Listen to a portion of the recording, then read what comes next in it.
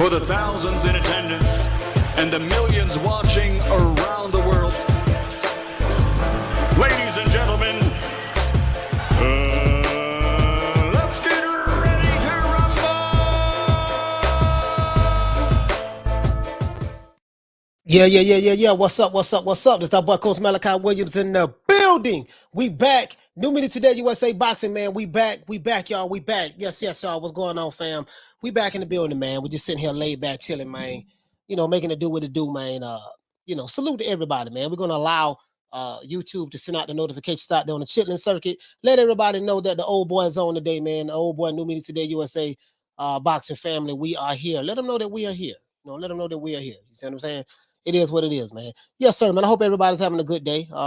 I think the day is Thursday. Bro, I lose track of days, boy, like it ain't nothing, bro. I promise you, bro. I lose track of days like it ain't nothing, man. So, you know, salute to everyone who's here today, man. Hey, we're gonna have a damn good show today, man. We're gonna talk about my dog. We're gonna talk about my dog, man. Luis King Kong Ortiz, the Boogie Man of the division. This guy is a fighter that Tyson Fury ducked. This guy's a fighter that Anthony Joshua ducked, even though he offered him $7 million to fight him in 2019. But that's neither here nor there. This is the guy that Dillian White has ducked. This is the guy that Wilder was ducking for years, but Wilder was forced to fight him. Wilder knocked him out twice. This is a guy that his resume is suspect at best. You know what I mean? This is the guy, he had 6 heavyweight championship titles. At one time, this guy right here had that. I'm pretty sure you guys didn't know that. You know what I mean? If you didn't know, now you know. King Kong Ortiz had 6 heavyweight titles at one time. So, you know, it is what it is, man. The Boogie Man of the division. This fight right here between King Kong Ortiz and I Walk the Earth Like a God, Martin, is for an IBF title eliminator. Meaning, whoever wins this fight, if you're new to the channel, please subscribe, hit the like button. Whoever win this fight, their very next fight should be for the IBF heavyweight title. Currently, right now, Alexander Usyk has that belt. If Anthony Joshua is successful in defeating Alexander Usyk in a rematch, then he would be the one that will have to defend that title against Charles Martin or the Boogie Man of the division, depending on the winner of that, right? Now, so it is what it is. You know, I just want y'all, man. Listen, we're gonna try to do this without any jokes today. We're gonna try to do this without no jokes today now. Because we talk about the Boogie Man of the division, King Kong, right? That's what they call him, King Kong. We're gonna talk about King Kong today, and we're gonna try to do it without any jokes, guys. Let's see, you know, if you are, let's see, can we make this happen? Let's see, can we make this happen? You see what I'm saying? If you're new to the channel, please subscribe, hit the like button, man. If you're new to the channel, please subscribe, hit the like button. So we're going to try to get through this today, guys, okay? You know, so let's do this, man. Let's give everybody a round of applause, man. You know how we do it. Give everybody a round of applause.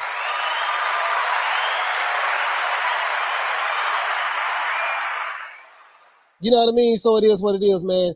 And let's go ahead and do this OJ the Jew Man style, man. We're going to sit back and see, man, what it is, what we got. Hey, man, salute to Eric Gomez. What's going on, fam? Hey. Brother say Ball Squad. Ball Squad is in the building. To this day. Yes, sir. True. Eric represent Ball Squad to the fullest, man. That's what I'm talking about, Eric. Shout out to Steel. Hey, okay. Nebraska in the building. What's going on, fam? Shout out to Rob Rib Shows. Hey, okay. Let's see who else we have in the building. Shout out to the Queen Little Green Eyes P. Hey, okay. Shout out to Thomas Jones, man. Hey, okay. Shout out to who else we have in the building, man? Shout out to Bernard Burton. What's going on, fam? Hey, okay. Drummond Full Life. Hey, okay. Let's see. Shout out to G Stack 814. What's going on, bro? Hey, shout out to Slim Reaper. Hey, shout out to Ghetto Love. Hey, okay. Shout out to PBC Fanboy in the building. Hey, okay. Shout out to Southpaw Killer in the building. Southpaw Killer. Hey, Open okay. there. What's happening? Hey, Huggy Bear, my main man Diallo Huggy. What the lick read, bro? Hey, shout out to Mad Dog H. Hey, shout out to the Queen Lisa Bells. Hey, shout out to who else we have in the building, man? Danny, what's going on, fam? Hey, okay. Let's see who else we have in the building right now. We got my brother Charlo, big Charlo in the building, man. Charles, what's going on, my bro? Hey, okay. Shout out to Big J in the building, Big J. Hey, You know what I mean? Shout out to the Queen, Lil Green Eyes P. Shout out to Smile Back If You're Ugly. Shout out to Mr. Ringa. What's going on, fam? Shout out to Paul Evans. Salute to Paul Evans and salute to Ava as well. Shout out to Open Door. What the link read, baby? Let's see who else we have in the building, man. Who else we have in the building, man? Tony Roble. Shout out to Tony Roble. Salute to Bonatti. Bonatti, what's going on, bro? Shout out to the Queen. Bless 365. Shout out to Drumming for Life once again. I'm seeing some of the same names. I think I can. Oh, shout out to Enoch. Shout out to Roman Rome in the house. Roman Rome, what's going on, fam? What? I said, what's going on, fam? True. Shout out to Carl Henson. What's going on, fam? Salute to my brother from down under. He's from down under, man, down in Australia, man. Shout out to Giovanni. Giovanni, what the link read? I think, is that everybody? Shout out to Adari. Adari, what's happening? Let's see. Shout out to we're gonna have a good day today, man. Bro, I had them burnt like 3. I had them burnt like 3 now. I had them burnt like 3 right quick before the no, was it 3? Yeah, it was 3. It was 3. Yeah, I had them burnt like 3. You see what I'm saying? So I'm feeling real good right now. I had a massive headache, so you know when I had them headaches, yeah, I don't really take medicine, so I may take an aspirin every now and then. When I got sick last weekend, I had I took some Theraflu. I had it like 3 days. You know, I had did a show. I had did a show when I was sick that day. Had it like 3 days. You know, shook it. Well, it really lasted a week, but the worst part was the first 3 days, and after that, it, you know, it is what it is, man. The old boy be on point, man, with his immune system, though. Shout out to George H. Shout out to Double A Ron. Shout out to, let's see, man, Willie Cole, man. That's one of the most southern. I know you from the South by your name, bro. Willie Cole, what's up, boy? You said, I already know, bro. I already know you from the South, bro. That's a southern name. Shout out to Bacon and Eggs. Shout out to who else we have in the building, man? Thomas Jones, what's going on, brother? Shout out to Jamil. Salute to Akon. Michael Buffer. What the link read? Let's see. I think I got everybody. Best of the best. What's going on, bro? Best of the best in the building. George H. What's going on? Double G Ivan. What's going on? Trick Artado. What's going on, fam? Let's see. Massachusetts, what's going on? Massachusetts Fishing and Growing, what the lick read? School on X-Man, what's going on, fam? Ahmed, what the lick read, baby? Electro Jed, what's going on, fam? Electro Jed. Ronin, what's going on, bro? Let's see, man. Shout out to Punch Perfect Boxing for dropping that $8.99. Bam, pound on your boy. Hey, Leroy. Super chat received. Playtime's over, boy. Punch Perfect say on salute. Hope everyone is well. Keep doing your thing, coach. Yes, sir. Salute to Punch Perfect Boxing, man. Y'all subscribe, man. Punch Perfect. Boy, look like you're going to 2,000. Look like you're gonna be at 2,000 subscribers. Is that 2,000? Yeah, look like you're on your way up to 2,000 soon. You know what I mean? Keep pushing. Let's see. I think I got everybody. Shout out to my man Ronald Finkel in the building. Shout out to Darvin Renee. I think I got everybody, man.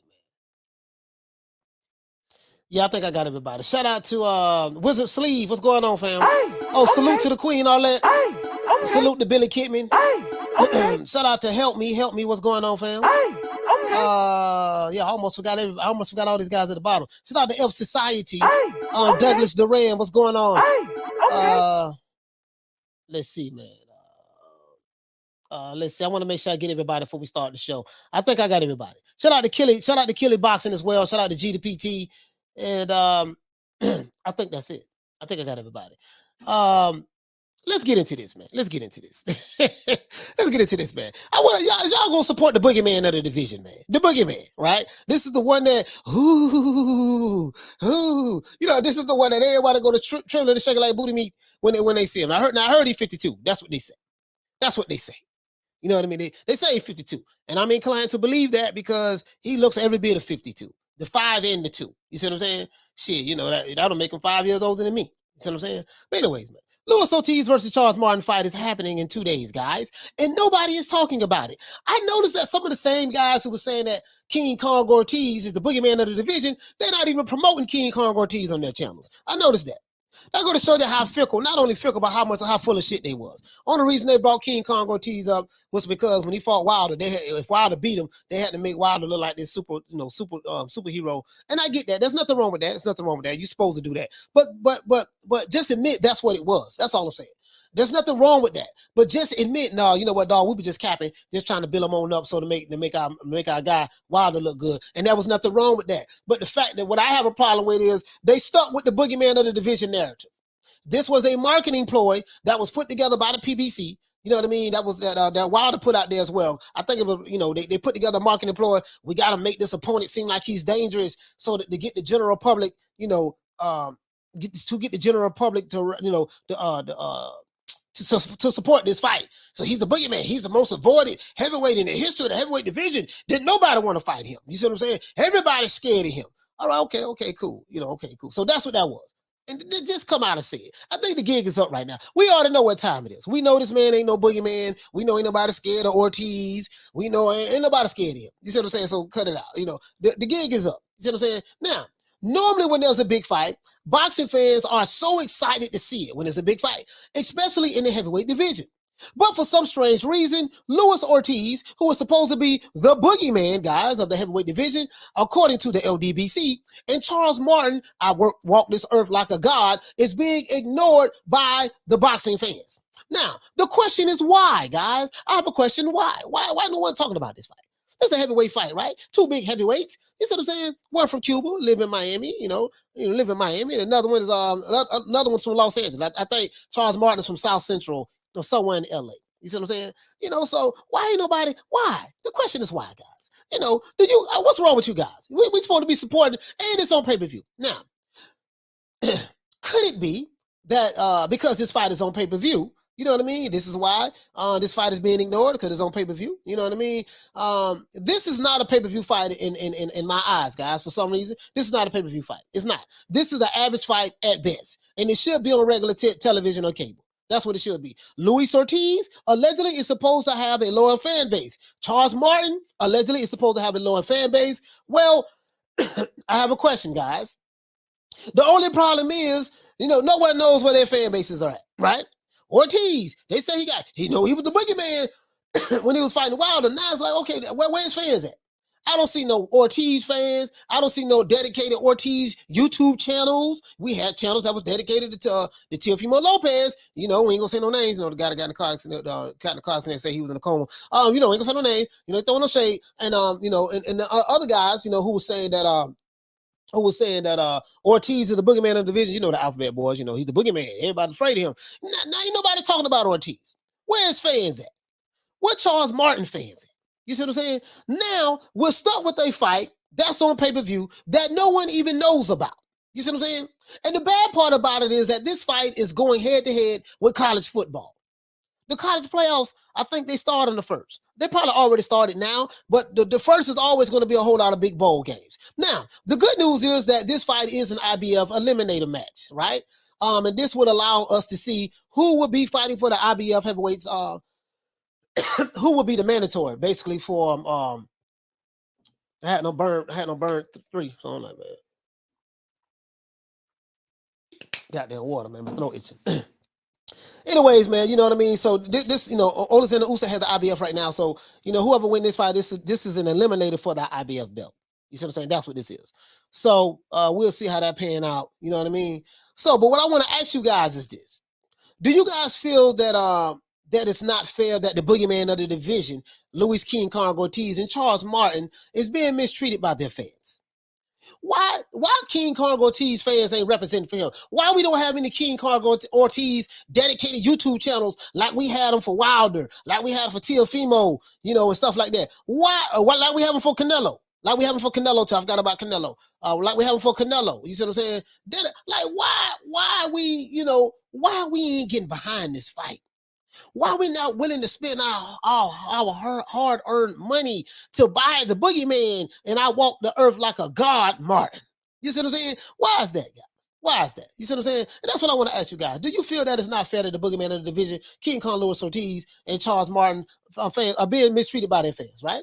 Or do you believe that Fox and the PBC are doing a terrible job in promoting this fight and are putting it on pay-per-view. They should have never put this fight on pay-per-view.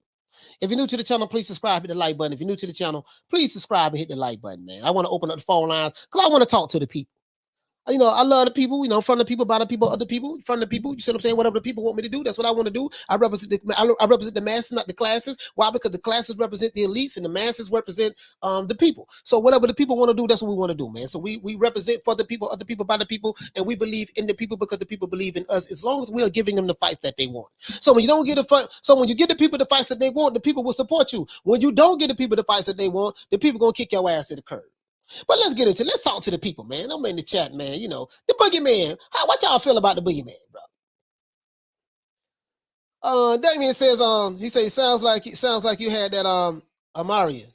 Yeah, I don't know what it was. It was just I had it for 3 days, and you know, I had it for 3 days. You know, I don't know what it was. But I take so much vitamin C and vitamin D. I take a lot of supplements. I've been taking supplements for, oh my God, boy, since I was like maybe 18, you know what I mean? So yeah, I'm having the vitamin D and vitamin C. So my doctor, that's all my doctor told me. My doctor told me that. But let's see. Danny told me, he said I can see Martin beating the so-called Boogie Man. Hey, I don't know, man. Hey, we might have to put some money on this here. No, you know, we can't put no money on this, dog. Let's be real. Let's do a friendly wager. Push-ups or something like that. You know what I mean? Push-ups or something like that. Open it says, so good to be back. Missed these lives. Been on the catch up this week. Hey, yo, man, you know what I mean? Yeah, we going into 2022. We ain't bullshitting, dog. We not fucking off on 2022. What my main man Luis Ortiz at? The Boogie Man. What the Boogie Man at? What anybody seen does he have a Luis Ortiz? Okay, there you go right there. There you go. There go my dog.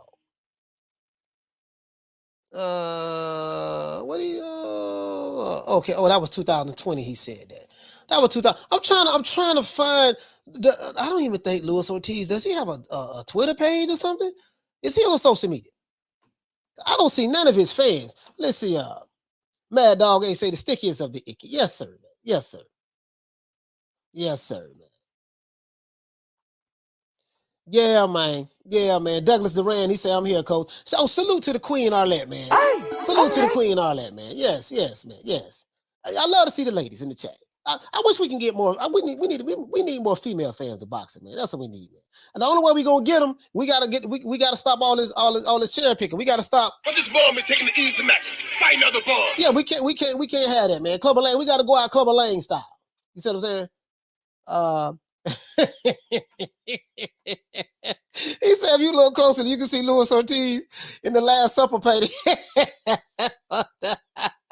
Hey man, look here, man. Y'all gonna put some respect on my dog name today, man. I don't see. Listen, bro. I don't see. You know what, man? Damn, boy, y'all twisting my arm on this one, man. I don't know, man. I got my money on Ortiz to beat Charles Martin. I got my money on Ortiz to beat Charles Martin. Yeah, I got my money. I'm going with the Boogie Man. I'm going with the Boogie Man. All right, let's say the Boogie Man of the division versus the handsome Billy.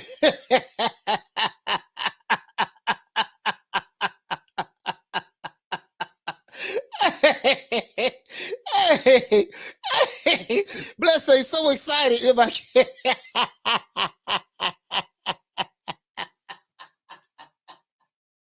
Hey man, hey Bless, y'all gonna put some respect. Y'all gonna put some respect on my dog name, man. Hey, listen, man, listen. Listen. He said no one cares about walk the earth like a god. He said, what the fuck he beat that IBF belt? Hey, come on, man. Hey, listen, man. This is a very important match, guys. This is the title eliminator match. You know what I mean? And whoever win this match, man, get to be the mandatory for the. Come on, man. Hey, ADD said, I want this earth like a bomb. Hey, man. Hey, listen, man. Y'all cut that out, man. Hey, salute to Lou Peterson, man. Pretty Lou, man. Light skinned Lou, what's going on, fam? Hey, okay. Salute, man, to my brother Lou Peterson over there, man. This Lamont Peterson brother, guys. You know what I'm saying. Salute to my brother Lewis over there, Rebuttal Entertainment, man. The boys out of DC, man. He said this fight would get more attention if it wasn't pay-per-view. Yeah, absolutely. Absolutely. Absolutely. You can't, again, like Lou, you from the old school like me. You know, pay-per-view fights used to be events. You know, people got excited about pay-per-views. It's an event. Everyone in the city is talking about it. People are come together, have fight parties and stuff like that. You didn't just put all your fights on your roster on pay-per-view. Like, what happens is you saturate the market, and then the people are going to pick and choose who they're going to buy. They just spent $80 on Canelo. You know, the country over here in America, it ain't doing too good. Everybody money kind of funny. You know what I mean? The economy is doing terrible. Gas prices is high. Food shortages in the grocery stores, and you want to try to give me 20 fights on pay-per-view. Come on, man. Come on. Okay. So, you know, the people ain't going for it, man. They're going for it. Ronald Finger say $40 ain't too bad. Yeah, Ron, it's not the money at this point. It's not the money at this point, Ron. It's the principle. It's the principle of the fact that I know you owe me. It's the principle of the fact that I know that you know that you know that I know that this is not a pay-per-view fight, and you just put it on there anyways, trying to insult my intelligence. It's principalities, my brother. That's what it is. It's principalities. And you got to understand that, Ron. You got to understand that, man. It's the principle, bro. It's the principle, bro. Hey, Damien say the undercard not that bad. Yeah, the undercard is not that bad. I'm not even tripping on that. The fact of the matter is, this is not a pay-per-view fight. That's all I'm saying. You know, hey, listen, bro, check this out. How many fights we had on pay-per-view this year? Let's see. Okay, we had Crawford Porter, right? Pay-per-view. We had Wilder Fury.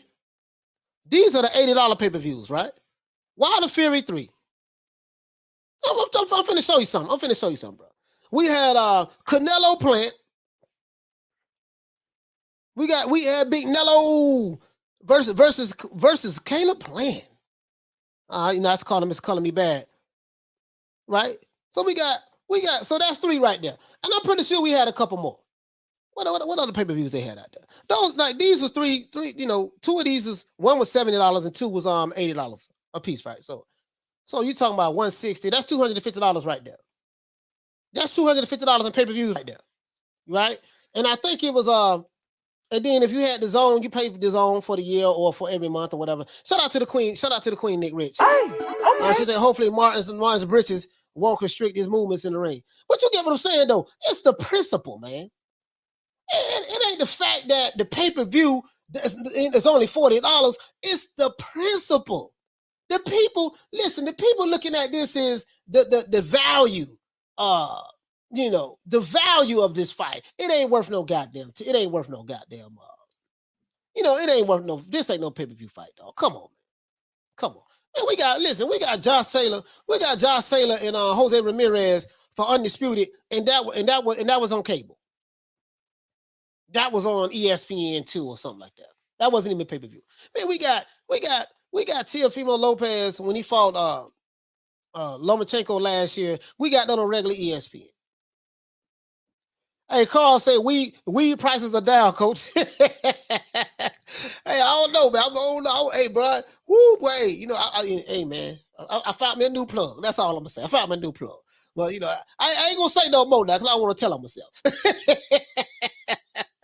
I mean, I ain't telling that, but you get what I'm saying, though. But yeah, man, you know, let's just say you might have a point. The prices are down. Everybody shooting better than a broke dick dog right now. It ain't looking good right now. It ain't looking good right now. And then you want to hit us with a goddamn another paper. And then you're gonna hit, not only are you gonna hit me with King Kong Ortiz and I walk the earth like a god, Charles Martin, then you're gonna follow that up with Keith Thurman and Mario Barrios.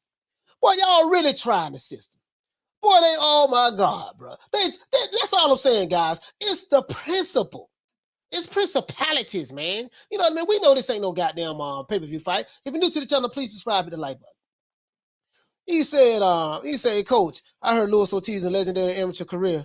It's just too bad I can't read ancient Egyptian hieroglyphics. Hey, man, y'all, boy, look here, man. The Boogie Man, hold on, man. Let's go over here, man. Let's go over here, man. Because I don't think y'all giving my dog. Let me see something. Ortiz, did they have a press conference for this fight? They had to have a press conference for this fight. They had to. They had to have a press conference. Have they had a press conference for this fight, guys? Let me see. Let's look and see, man. I should have been on top of this. That's my fault, guys. I should have been on. Bro, I can't even find. Well, at least we know. At least we know King Kong. King Kong don't even have a. He don't even have a Twitter page. So I guess King Kong ain't tweeting. King Kong ain't tweeting. Does he have a? Let's see. Ortiz versus Martin. Weigh-in? Yeah, let's do that. I don't know. Have they had to weigh in yet? Like, bro, this is some bullshit. If you're new to the channel, please subscribe, hit the like button. Hey, what you said? What you said, fam? Smile back if you're ugly. Say, whose idea was it to put it on New Year's Day? Oh my, hey, bro, well, you hit the nail right on the head. You hit the nail right on the head. So here it go right here. Here, you hit the nail right on the head. Who put this on pay-per-view? Who idea? Not forget the pay-per-view. Who idea was it to put it on? Hold on, this PBC, they be tripping, boy. They be tripping. Oh, that's tomorrow. So they got the weigh-in scheduled for tomorrow, guys. They got the weigh-in. They got the weigh-in right here. Here you go. I'm gonna let you guys see it. They got the weigh-in scheduled for tomorrow. They got the weigh-in scheduled for tomorrow, guys. Let's hide that right there. Let's hide that. They got the weigh-in scheduled for tomorrow. Heavyweight. They got the. Oh, hold on. We can't show that, boy. Boy, listen, boy. Al Heyman don't even play. So they got King Kong Ortiz right there. Yeah, they be tripping, man. They be tripping, man. Al Heyman is telling nigga to get his video taken down. He did that before. I roasted his ass the whole next day behind that shit. See what I'm saying? But yeah, so the weigh-in supposed to be tomorrow. You know what, man? Fuck them. You had my video taken down. Fuck them. We gonna stream this shit. Somebody send me the link. New Media Today USA Boxing. No, New Media Today USA at gmail.com. Somebody send me this link, man. So we gonna stream this shit. And we going live Saturday. We gonna go live Saturday night, guys. I'm gonna go live Saturday night. Cover this garbage ass fight. Let's see. New Media Today USA Boxing. No, sorry about not boxing. New Media Today USA at gmail.com. All right, man. Somebody send me the link, man. Send me the link to this fight.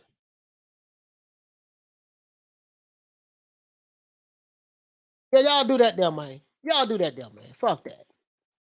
Do that for the old boy, man. Do that there, man. That's how you can do that. Or hit me up on Instagram. On Instagram, Coach Malachi Williams. Hit me in my DM too, man. Let me know, man. Let me know. I'm protesting. I'm protesting all this shit anyways.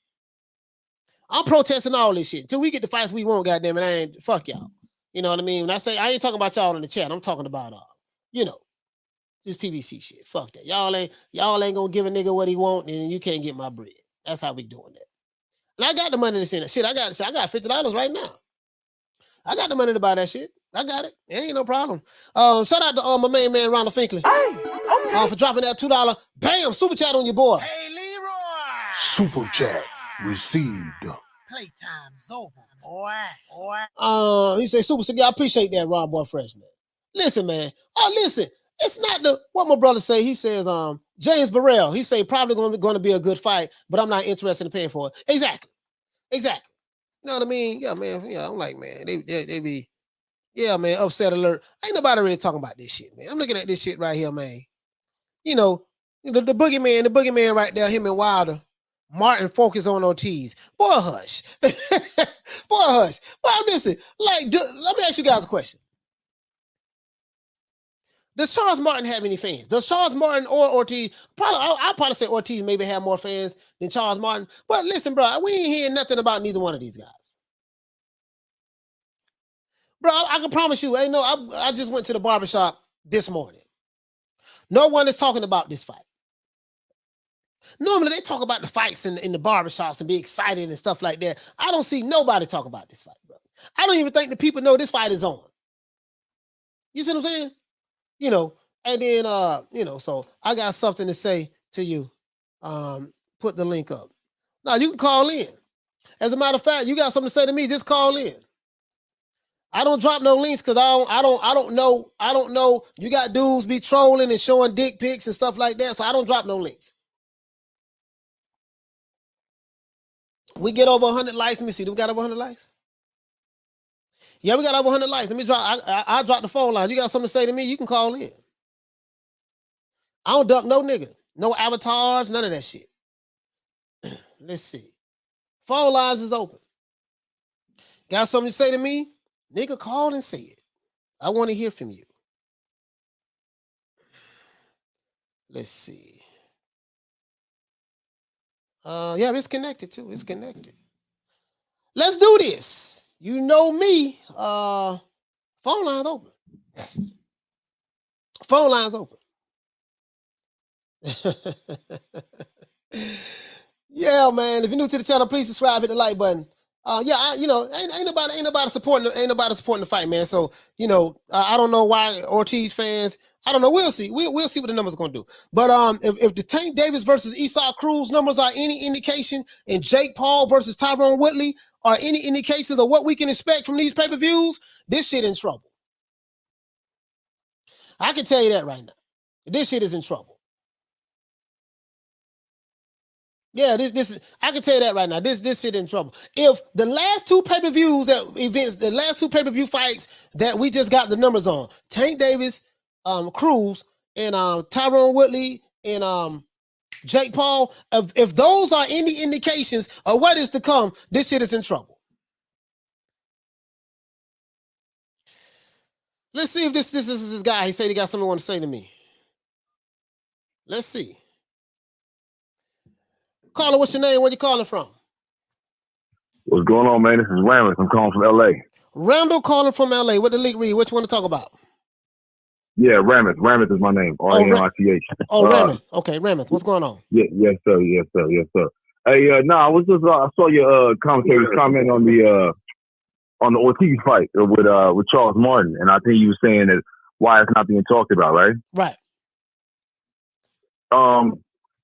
I think really at this point, man, like it's kind of always been like this. Well, maybe not so much as it is now, but like the guys who don't got the real backing as far as like social media, as far as all that, like they don't get talked about as much for some reason. I don't know why, but I personally think this is a really good fight. It's good for boxing. You know what I mean? Ortiz gets avoided a lot.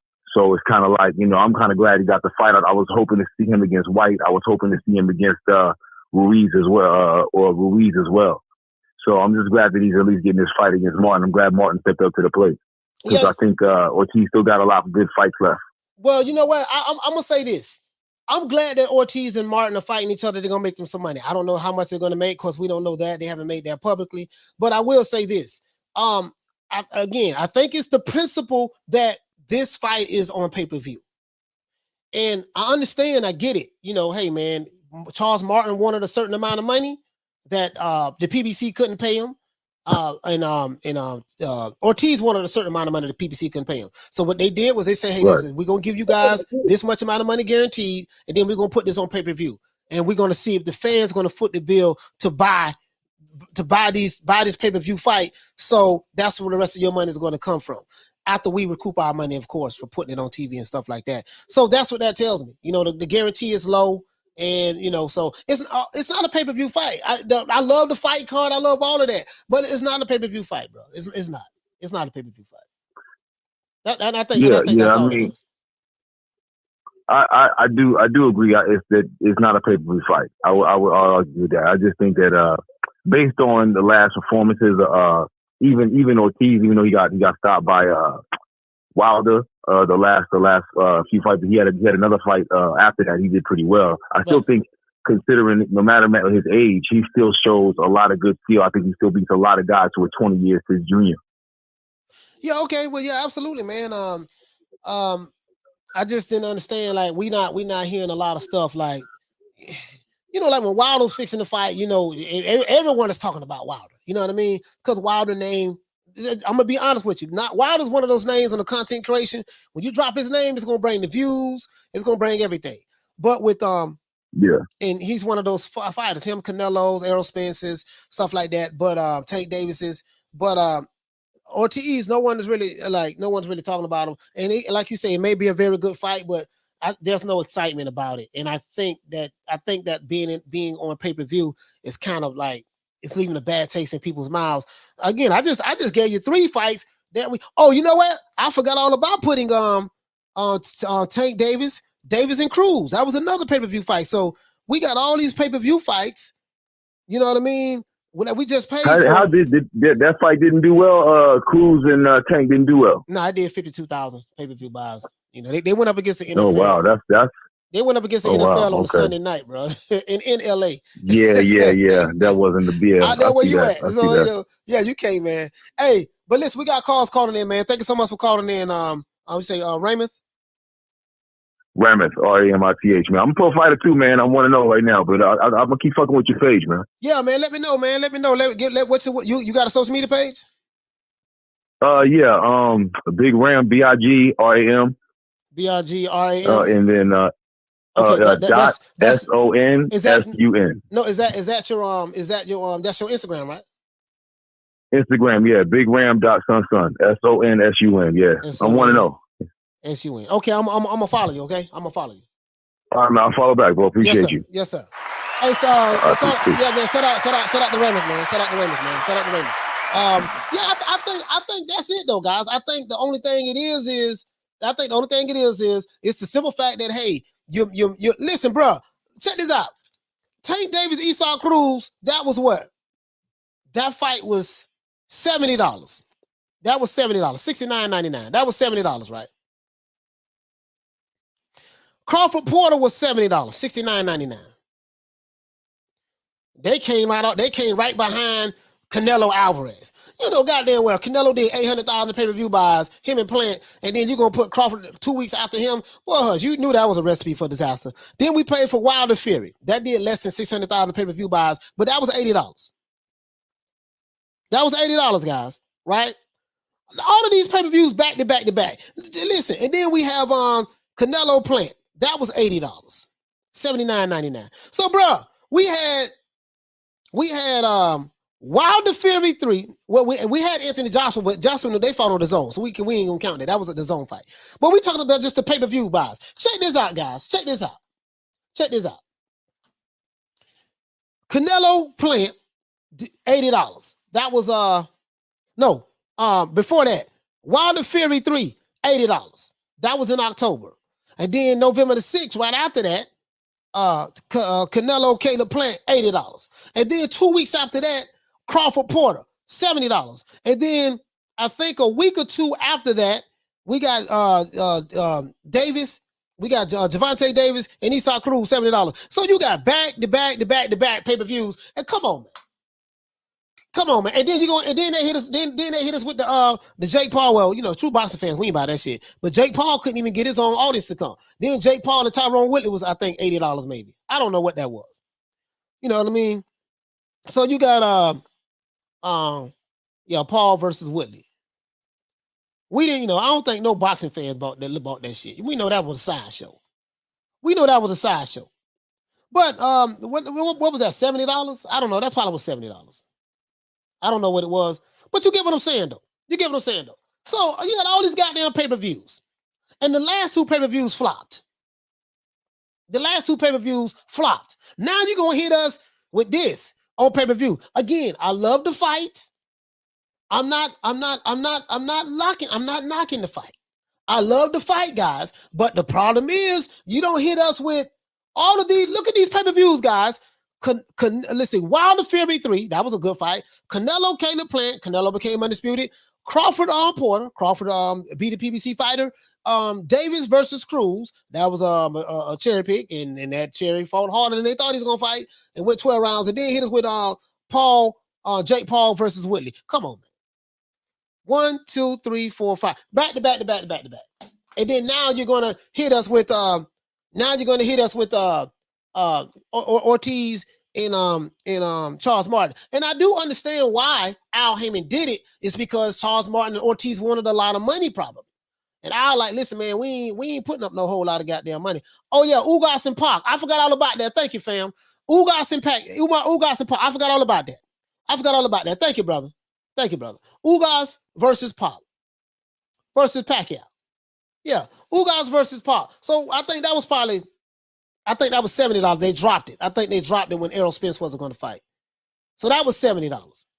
So, bro, you don't hit everybody with people pay-per-viewed out. 1, 2, 3, 4, 5, 6 pay-per-views back to back to back to back to back. Come on, man.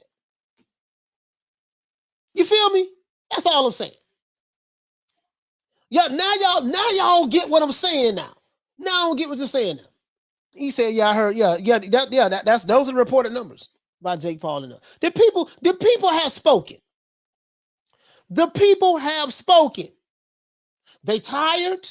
You're not gonna be giving us fights that we do not want to see, and then tell us we're gonna pay for it. Doesn't work that way.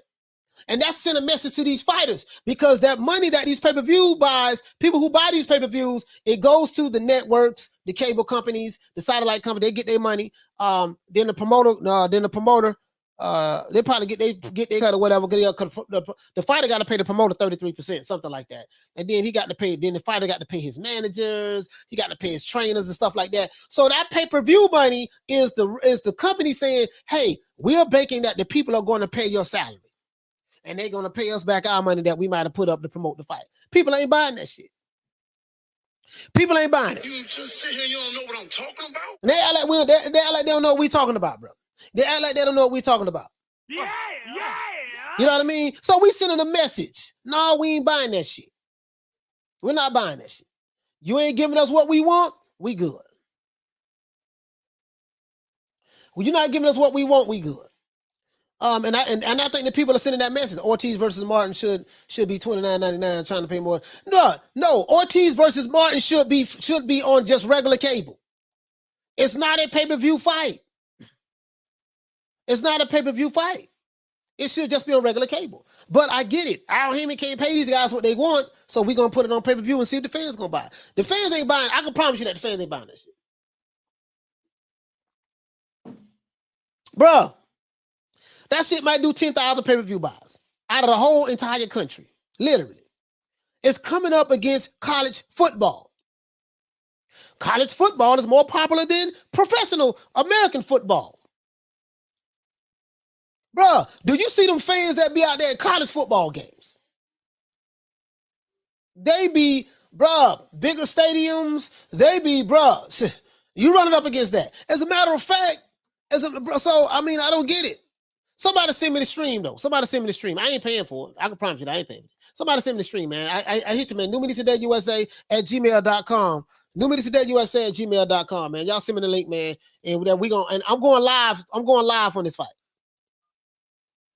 Again, it's not a bad fight. It's the principle. It's the principle of the fact that you don't hit us with 6 pay-per-views back to back to back to back to back, and you're going to give me a non-pay-per-view fight and tell me you expect me to pay for it. Boy, hush. Caller, what's your name? Where you calling from? Cody, this is Jerron, New York. Jerron, what the link read, Hey, baby? Look, brother. Mm-hmm. Hey, you being generous today, because I don't see it doing 10,000. It might do 1,000. But don't get me wrong, you're fighting for regular TV for Fox. Yeah. You know what I'm saying? Yeah. You know what I'm saying? Something like, it's a great fight for that. That's what, you know what I'm saying? What they should have done with Ortiz and Martin, they should have had these guys fighting on Fox a lot, man. Even though they could have built them up on Wilder whenever Wilder was fighting. They could have been on all his undercards. As a matter of fact, wait a minute. I think Ortiz did have a fight he had a fight under the Wilder Fury undercard, right? I think he had one. Yeah. What I'm telling you is this right here, is that every time Wilder was fighting, him and Martin should have been on the undercard. I'm talking about from the last 3-4 years. Yeah. You know what I'm saying? But you know what? That's how you build it. But this is I totally agree with you. But the thing is, Charles Martin, he hasn't fought in a while. And I think a lot of people just pretty much forgotten about him, out of sight, out of mind. And then Ortiz been trying to fight. I'm not gonna lie. Ortiz has been, as a matter of fact, Ortiz fought this year, right? Let me see. Did he fight this year? This year, last year? Let me see. Yeah, I believe he fought at the beginning of the year. Yeah. I think Ortiz fought. I think Ortiz fought. At the beginning of the year. Let me see. Hold on. Let me see something. Ortiz fought. Hold on. I'm finna pull him up right now. Ortiz, guys, he fought. He fought November 2020. Yeah. close to Nick last year. Yeah, close to, yeah. So you was right, almost there. So yeah, so it's been 13 months. So it's been 13 months. So the first gonna come up, that's gonna pretty much be 13 months, to be honest with you. So 13 months, because he's fighting on the first. He's fighting on the first. So going on 14 months, November the 7th, 2020. Yeah, going on 14 months. Mm-hmm. He hasn't had a fight. And then Charles Martin hasn't had a fight since February 2020. When he fought that dude, they had a good fight. He beat Gerald Washington. Yeah. Okay. So they seem like they don't know how to promote, man. They don't know how to promote, man. If y'all built Canelo, if y'all say y'all built Canelo through Floyd, y'all should have had, when Floyd was fighting, y'all should have had, like, the undercard, it should have been 3-4 heavyweights. So people are getting to know him. Because people was buying Floyd pay-per-views. You know what, though? His undercard. You know what, though, man? With Floyd, it's always not fair to compare Floyd, because Floyd came up through Top Rank, and they got him. They took him so far. You know what I mean? He became a star, but he couldn't. In order for him to get to the next level, he hooked up with Al Heyman, and then he became a free. Once he became a free agent, of course, you get more money. Yep. He wasn't signed to a promotional company, so he was doing direct deals with the networks, who was putting the money up. Yep. And Floyd was a unicorn, though. That's like I tell people, man. I say, man, people say we got to follow the Floyd blueprint, but that was only one Floyd. Yeah, y'all won't never be done again. Yeah, that'll never be done again. That guy broke every record, so that ain't gonna never happen again, bro. Not in the streaming era. Not like that. But I do believe this right here, though. I believe Boots got a chance to be greater than Mayweather. I see something, man. I got eye for talent, man. Yeah, when I see a box, you can see it. You can see it. You can see the it factor. I can see it. I don't know about nobody else. Right. I can see it. And normally when I see it, it's a fact. It's just, you got to look, the twitchies. You got to look at everything. You got to look at Boots. I pay attention to detail. Right. That's what I do in boxing. You got to, when you're a true boxing fan, and you we've been watching this so long. Right. Coach? Yeah. No, he got the skills. He got the skills to pay the bills. But the only thing I feel with Boots, if you know how these guys do it. If you're not signing with us, if you ain't signing with Bob Arum, you ain't gonna get none of those fights over there. PBC, they probably gonna want you to come over there and sign over there. So I think if he's gonna have to force. Well, he's doing it right now. Just keep fighting. Once he become a mandatory for one of those belts, one of those titles, one of those guys got to get shit to get off the pot. It's going to be Crawford. It's going to be Spence. It's going to be Ugas. Whoever has those belts. When those young guys become mandatories, you gonna have to shit to get off the pot. Hey, but Jerome, we got another call. They're gonna vacate it, man. We got another call. Because they're gonna vacate. Yeah. All right. Hey, salute, man. Salute to Jerome, man. Call from New York. Yeah, man, you know me. We ain't babysitting. I don't believe in babysitting no fighters. You know what I mean? But all I'm saying is this here. Hold on, let me see something. Let me see something. What the brother say? He says, not buying another pay-per-view unless Cambosos, Haney, Davis, Loma, or Garcia fighting each other. Okay, but see that's what I'm talking about though. You're willing to pay pay-per-view, but you will only pay for the fights that are worthy to you. You see what I'm saying? If you're new to the channel, please subscribe, hit the like button. And that's all I'm saying. You know what I mean? That's it. It's a good fight, but this ain't no pay-per-view fight, dog. And they're not. Let me show you guys something. Hold on. Let me show you guys something. Because this is what Agent Broner was talking about. Agent Broner was talking about how, I think he was talking about Showtime though. How they wait to the last minute to promote the fight. They wait to the week of the fight or the last two weeks in order to promote the fight. And they're not making the fighters stars and stuff like that. I'm gonna tell you guys something, man. Those days, those Don King days, when you sign to a promoter and they blow you up and make you a star, those days are over with, bro. Those days are over with. And these young fighters have to realize that. These young fighters are going to have to realize that. Shout out They're gonna have to realize that. Shout out to Mike T dropping that quarter of a bam dub on your boy. Hey, Leroy. Super chat received. Playtime's over, boy. Mike T said Boots and Spence should fight for the Gyno championship belt.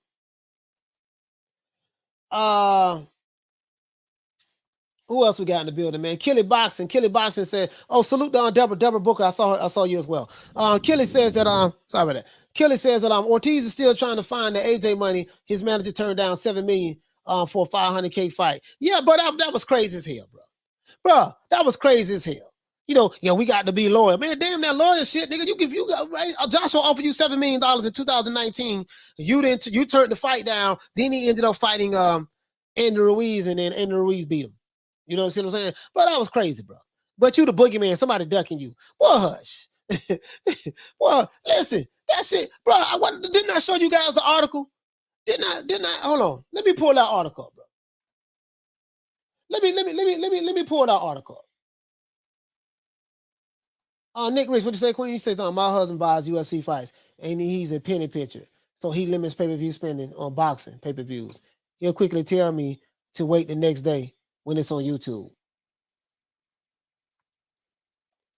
You say, Coach, you see what 147 and 154 Ortiz said? No, you talking about Virgil Ortiz? What did he say? What did he say? Eric, 1984, he said, congrats, Coach. Almost 10,000 subscribers. You called it from the start. I commend you on your hard work. Yeah, I appreciate that, fam. We're gonna be there. We're gonna be at 10,000. I don't know. We might can close the gap out within probably the next week or two. Next week or two, we'll be at 10,000. Let me see. Slim Reaper, what you say? He said, yeah, I was laughing my ass off at the article. Both Martin and Ortiz. Yeah, let me pull that up. Yeah, let me pull that up, bro. Bro, that shit, hey, you know how mad I was when he said that shit? The hell you mean? You know, yeah, I don't know why don't nobody want to fight me. You know, they ducking me. They ducking. Hold on, let me see. Where is that? I can see somebody saying they ducking Wilder because Wilder hit hard. He got that right hand and he can throw it. But Ortiz, come on, man. There was some. Let me see something. Hold on. Yeah, man, we pulled that up. As a matter of fact, let's look at the history, man. We pulled that, but I went on a whole rant. You know, I went on a rant that day. I was mad. What the hell you mean somebody ducking you? And you and Charles Martin said don't nobody want to fight him neither. Boy, sit your ass down somewhere. People ain't got time to be playing with you. You know what I mean? If you're new to the channel, please subscribe, hit the like button. Yeah, that shit there, bruh. Let's see. Yeah. Let me find that. That was a couple days ago, right? Yeah, I think that was a couple days ago, man. Yeah, I don't even want to lock this, this whole showdown trying to find that article, man. But that was a couple days ago. Tell them about, yeah, boy, hush. Man, he says, boxing suits break you down to build you up in order to break you down again. Pay-per-view here, pay-per-view there. Oh, you mad? Here's a free fight. Got it covered. No, you know what? This is going to happen, though. This is going to happen. Those fighters who want a whole lot of money to fight each other, those suits are going to say, hey, man, look here, man, the pay-per-view numbers are down. This what we offered you for this fight. And we throw this fight on pay-per-view, and you can't bring them out, you ain't going to make no whole lot of money. You see what I'm saying? That's what they're probably going to do. This is why the money is in the guaranteed pay. You want to try to get as much guaranteed up front as you can. It's just like NFL. It's just like the NFL boxing. Just like the NFL with football players over here in America, right? What do the NFL players try to do? He got $100 million contract. Well, but $100 million contract don't mean shit. How much of that is guaranteed? 30 million of it is guaranteed. So that means the other 70 million is just them. Those are just words. Because 30 million, you're going to get that guaranteed within the first year or two, a couple of years, or whatever the case may be, or 3 years. And then after that, the football team, the owner of the team, the team can cut you after that, and they don't have to worry about paying you those other 70 million. You see what I'm saying? So if you don't do good numbers on pay-per-view, and you're looking for a whole lot of money, and you don't do good numbers on pay-per-view, and all of that money is going to come back on the strength of the pay-per-view numbers, and you sell like 50,000 pay-per-views or 60,000 pay-per-views, bro, that ain't a lot of goddamn money, dog. Salute to Deborah Booker for dropping that a half for bam, dub on your boy. Hey, Leroy. Super chat received. Playtime's over, boy. Yeah, shout out to you, Deborah. Shout out to you, Deborah. You know, shout out to you, Deborah. But you get what I'm saying though. You get what I'm saying though. And this is what it's going to be. It's going to be like, hey man, fighters ain't gonna want to fight on pay-per-view no more. Damn, if I fight on pay-per-view, man, you know, them numbers ain't looking good. I'm not gonna make the kind of money that I want. So who knows, man? Who knows? Carla, what's your name? Where you calling from? Troy Graham, Baltimore. How you be? Troy, what the link read, man? You know, I was thinking about this fight, man. A few years back, there was a fighter from Philly Right. called Amir Hardcore Manzoor, right? Right. He used to fight on FS1, the Fox, the ESPN, made great numbers. And then one day they put him in there against his friend, who we all know is Steve Cunningham, right? Yeah. That's Steve about the same level of this fight. Turned out to be a great fight, did a lot of good numbers on free TV. You know what I mean? Yeah. That's what this fight should be. That's fights like this should have constantly been put on the FS1, the Fox Sports, the ESPNs, and then on Saturday night you put the other fights on, which are maybe like a level below them, but you promote this fight. So something tells me that there's some financial issues going on over there, and they're just trying to suck up as much as they can before they close up the door. You know? Yeah. But Troy, let me ask you a question though. So yeah.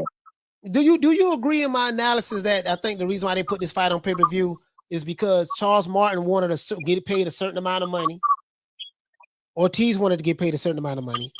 Pay-per-view is just the company saying, hey, we are expecting the public to pay for this fight. And your money is going to come out of that. That's what pay-per-view is. The public going to pay for this fight. That's how we're going to generate the rest of that money. They might backfire on them on Ortiz and Martin on this fight. I think that's what I'm thinking. It's not gonna work. Well, take Ortiz's name out of it because he's not in control of his career, which was evident when he was on the boxing. His trainer was on the Boxing Voice, and so was he, I believe. And in Spanish, said he didn't even know about the $7 million, and the trainer said, "Yes, he's telling the truth. We didn't know about the $7 million, but his promoter did, and the promoter is the trainer's cousin." Ooh. Right? So he didn't even know. I mean, he didn't even know about the $7 million. He didn't know about it. Yeah, that would have been his biggest payday. That would have been his biggest payday. Yeah, he can't turn down what he don't know. He's not in control of his career whatsoever. He's getting paid whatever they pay him. Which, well, you know, that's still that's still on him though. You know what I mean? So, because at the end of the day, you are the fighter. Yeah. You are 1099. All of these fighters are independent contractors. You are in control of your career. You the one taking the licks. You should know something. So, I mean, he still don't get no pass from me from that. But I do understand what you're saying. He's not in control of his career. You're right about that. Right. I understand what you're saying, Troy. I'm not disagreeing with you, but I understand what you're saying. Yeah. Because you know what, man? Let me say this, and I'm gonna jump off here on my own show today, right? Excuse me. You know, Graham Experience. I was just flipping through YouTube, and I hope you don't mind me saying his name, Fred, right? Yeah, go ahead. I ain't tripping. Yeah, Fred from Barbershop was breaking down the contract that these fighters signed at PPV. And if you know anything about the music business, which you do, yeah, 360. Yeah, they got the 360 deals, and they get a percentage of everything. And Floyd is signed to a contract like that. He can't do nothing without Al Heyman say. He can run around and say he's the boss and all that, but no. Yeah. He had everything stuff got to go through Al Heyman. But at the same token, these fighters should know by now that they are the business. Boxing is just a vehicle. Why do you think Dillian White didn't go over there and sign? People saying, "Oh, go sign with him." No, for what? He would have been stuck in limbo like everybody else. Yeah, Dillian White is his own manager. He just works with Eddie Hearn. But at the same time, man, I don't know, man. I got a thought as to if I had the money, which I would build a school that teaches strictly for people going into the sport of boxing, because I know so many people in different levels of the sport. Yeah. And then we teach them that you are the business and how to manage yourself. And if you don't want to manage yourself, okay, well, this is how you would read a contract. This is the lawyer. You get your own lawyers and so forth and so on. Stop signing away your life, man. And then years later, when you're hurt and beat up, you got nothing. Yeah, man, for It sure, hurts man. me. So, hey, Troy, we got to wrap it up, though. But, Yeah. hey, salute to Troy, man, for All right, calling in. brother. Thank you. Yes, sir. Yes, sir. All right. Yeah, man, I think, me personally, I just think that's what it is, guys. It's not the, it's not the fight. It's the principle. Like, dude, you giving me all of this. You gave me all of these. Bro, listen, just check this out. Bro, we got, Ugas and Pac-Man was the first pay-per-view, if I'm not mistaken.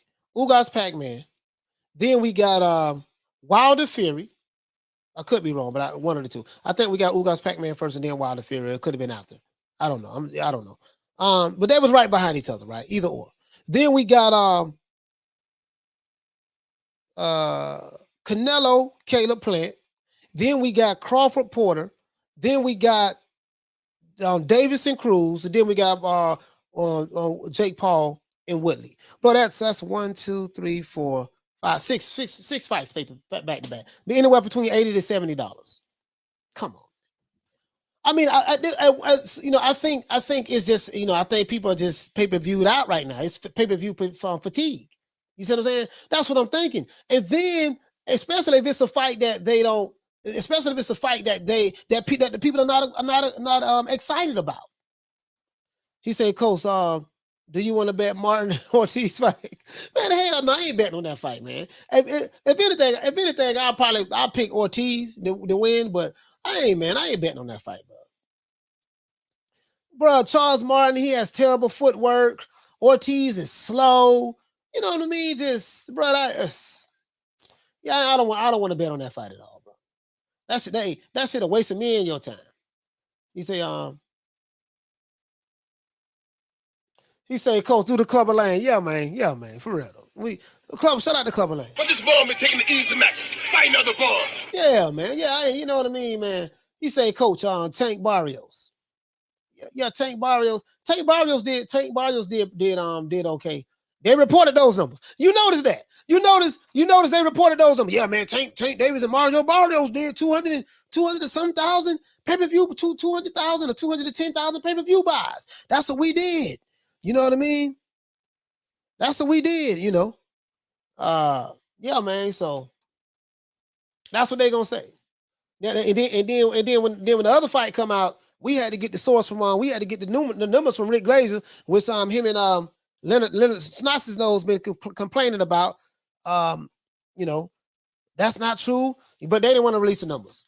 So you release the numbers when he did Mario Barrios, but then you don't want to release them when he fight Esau Cruz. That tell me everything I need to know. Right? You know what I mean? So yeah. He said, yeah, I ain't betting either. I can't bet on that, man. That's like, hey, you know what I mean? Bro, I can't bet on that. Hey, we going live. Hey, Blood, we going live for that show too. We going live for that show. And we going live for that show. We're going live for that show. I think it's the principle, dog. It's the principle. Hold on, let's see. Hold on, y'all. Hey, what's up? Y'all want to check? Let's see what Leonard talking about. Let's see what my dog Leonard Smelly be talking about. You know, he blocked me. He blocked me. I've been blocked on Leonard's page. He don't know he my favorite promoter. Maybe I can get back into his good graces. You know what I mean? He said, "Why you don't talk to the But this president?" ball been taking the easy matches. Fight another ball. Yeah, man. Oh, they're talking. Oh, this. So he ain't talking about that. They talking about Now this dude, but listen, hey, Leonard Ellerby, we're gonna call him Twitter fingers. We're gonna call Leonard Twitter fingers, man. This dude here, for him to be 60 years old, he be tweeting more than Ryan Garcia. Hey, come on, man. Leonard be blocking. Leonard blocked me, dog. I'm so hurt. I'm so hurt that Leonard blocked me, man. I just don't think it's fair. You see, I don't think it's fair. So I had to create got another account, and I'm stalking them right now. So he says Tank was never on anyone's back burner. He would dictate anything that happens as it relates to Tank. If it happens down the road, it may happen. Nobody's going to wait or chase him. By the way, all that talk about Pac was bullshit as well. So he dissing Dan Raphael. What's going on over here, man? Hey, bro, y'all need to get on Twitter, man. It be going down on Twitter now. It be going down on Twitter, man. Y'all need to get on Twitter, man. Y'all need to, so Leonard, it be going down on Twitter, man. That's all I'm saying. Y'all need to sign up. You know what I mean? And if you want to have a good fight on Twitter and don't have to worry about getting hit, just go on Twitter and you got to do it in all caps too. You know what I mean? Let's see what Dan Raphael. He said he was trying to get a Pac-Man fight done, so I don't blame him for putting Tank on the back burner. But this bomb is taking the easy matches. Didn't work out, but that's life. Oh, and so Leonard is saying that he ain't been on. Leonard is saying that he ain't been on nobody else's. Tank ain't on it's not on the back burner for nobody. Of course, you're going. Leonard, man. I don't know, bro. I don't know. This is the question I have, guys. Check this out. This is the question I have. They talk about how Floyd Mayweather, he built the PBC. Floyd Mayweather built the PBC. I don't think no one will even try to debate that. Floyd Mayweather built the PBC off of his talent in Al Heyman's brains as it relates to him. They having direct connection with the networks. When you're a free agent, you can make a lot of money when you're a free agent. This is why I like what Canelo was doing. This is why I think Crawford should stay a free agent. But when you're a free agent, you can make more money as a free agent. Devin Haney's making good money as a free agent. Work with the promoter. Don't sign to the promoter. But they talk about, hey man, Floyd Mayweather, we following the Floyd Mayweather blueprint. We see a lot of these fighters say they're gonna follow the Floyd Mayweather blueprint, right? And the pro PBC channels, and they talk about that. That's the Floyd Mayweather blueprint, this and that. This is my question right here I have. And people say that, they give Al Heyman a lot of credit. Well, he made Floyd. He took Floyd to another level of this and that. Fact of the matter is, let's be honest. Floyd Mayweather is a really good product, and he was made by top ranked Bob Arum. This is facts. This is facts. Floyd Mayweather was on Top Rank for all of those years. Then when Al Heyman came along, once he bought out his contract, Al Heyman did take him to the next level financially. That is true. Al Heyman did take him to the next level financially. But if you're going to give Al Heyman all the credit, you can't exclude Bob Arum. And that just, and that's just the fact of the matter. That's just like put it this way. That's like, let's say I'm a fighter, right? And I signed to Bless 365. I signed to Bless 365, and Bless people, the world was introduced to me through Bless. But I couldn't get to the level that I wanted to get to. But Bless is the reason why people know I'm fighting on all these different venues, the different events. I'm on television. People seeing me all over the world because of Bless. And then let's say I fall out with Bless. Bless allowed me to buy my contract out. And then I hook up with Kelly Boxing. And Kelly Boxing, I'm able to take my financial heavenly heights to a whole nother level. If it wasn't for Kelly Boxing, I wouldn't be able to do this and that, yada, yada, yada, yada, yada. And then you have people on the outside saying that, hey man, Kelly Boxing is the one who made Floyd and this and that. Yeah, but you can't forget about Bless. If it wasn't for Bless, we wouldn't even have a foundation to stand on. If it wasn't for Bless, we wouldn't even have a foundation to stand on. Bless laid the foundation. So when this guy came along, he was able to take me to another level based on the foundation that was already laid from Bless. That's all I'm saying. So you get what I'm saying, though, right? So now, I say all that to say this. But let's say you go with the narrative that the PBC, they made Floyd Mayweather. This is the question that I have. How come they didn't make another Floyd? Why they didn't make another Floyd? Jay-Z said it best. When Dame Dash was saying he made Jay-Z or something of that sort. Maybe I'm paraphrasing, saying it wrong. Jay-Z said, well, if you made me, make another me. That's what Jay-Z said. To those who said Dame Dash made Jay-Z, he said, well, shit, if Dame Dash, he said, well, if you made me, make another me. Right? If you made me, make another me.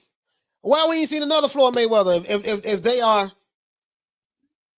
if Al Heyman is this, you know, we're gonna take the Floyd Mayweather blueprint. Why we ain't make another Floyd then? Jamel Charlo is not the blueprint. Jamal Charlo, that ain't the blueprint. Tank Davis, he working with Floyd. That ain't the blueprint. Errol Spence, that ain't the blueprint. We talking about the Floyd Mayweather blueprint, right? Yeah, Keith Thurman, that ain't the blueprint. Ugas, that damn show ain't the blueprint. So why didn't he make another Floyd? If the blueprint was so easy and it was the place to be and all that shit there, why we ain't seeing no more Floyds? Shout out to Major Key Boxing and salute to my brother Retro Boxing and Documentaries. My brother, man, the building, blood. Hey, okay. You get what I'm saying though. And this is for those guys who don't, they say a lot of shit. But Floyd was a bad boy coming out of the Olympics.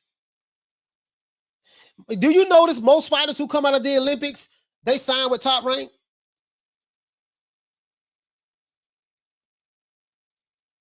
That's a good company to start with, but you don't stay with Top Rank because Bob Arum shitted on all his fighters. Every fighter that left him, he didn't steal any money from them, you know. But every fighter that left him, when he take them to a certain level, and then he shit on them, and then they leave. But you notice how all of those fighters, how they wish him happy. Remember when Bob Arum birthday he turned 90. All those fighters, all his former fighters, wishing him happy birthday. Not all of them, but the major ones. Wishing him happy birthday. De La Hoya. Hell, I think even Leonard Ellaby. Did they show Leonard? No, they didn't show Leonard. They showed Don King. Lonesome Bob. But you get what I'm saying though.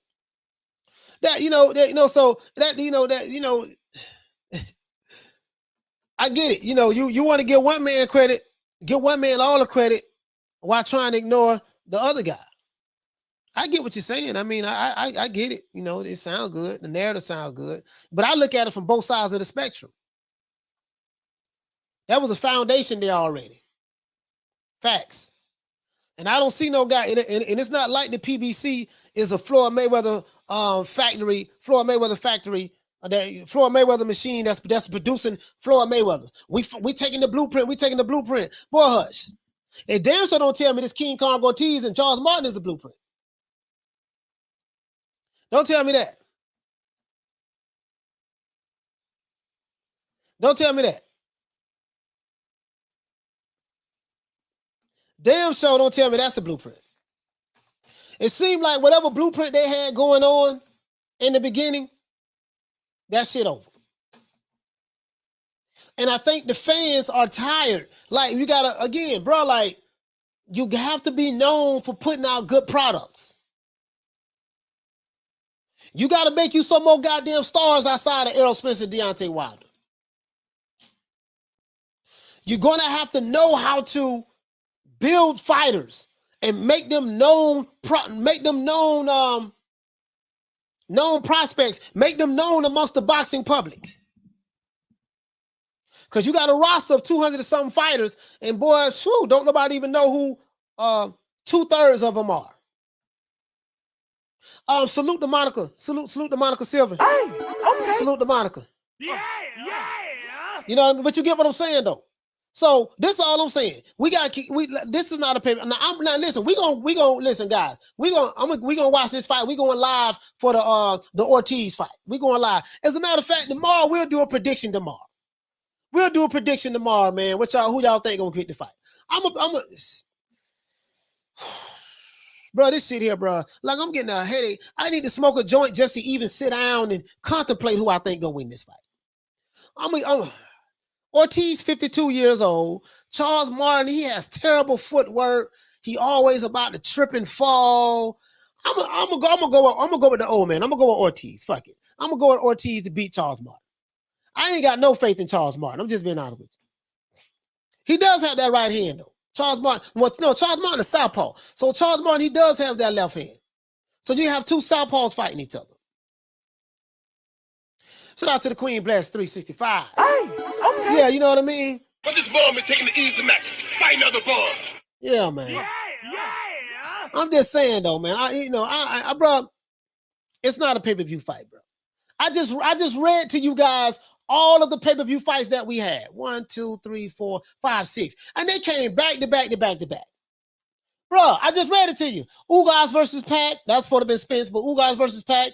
You know, we had Jake Paul versus Tyrone Woodley, Canelo versus Caleb Plant, Wilder versus Fury 3, Crawford versus Porter, and Davis versus Cruz. And out of all of these pay-per-views, guess who the people bought?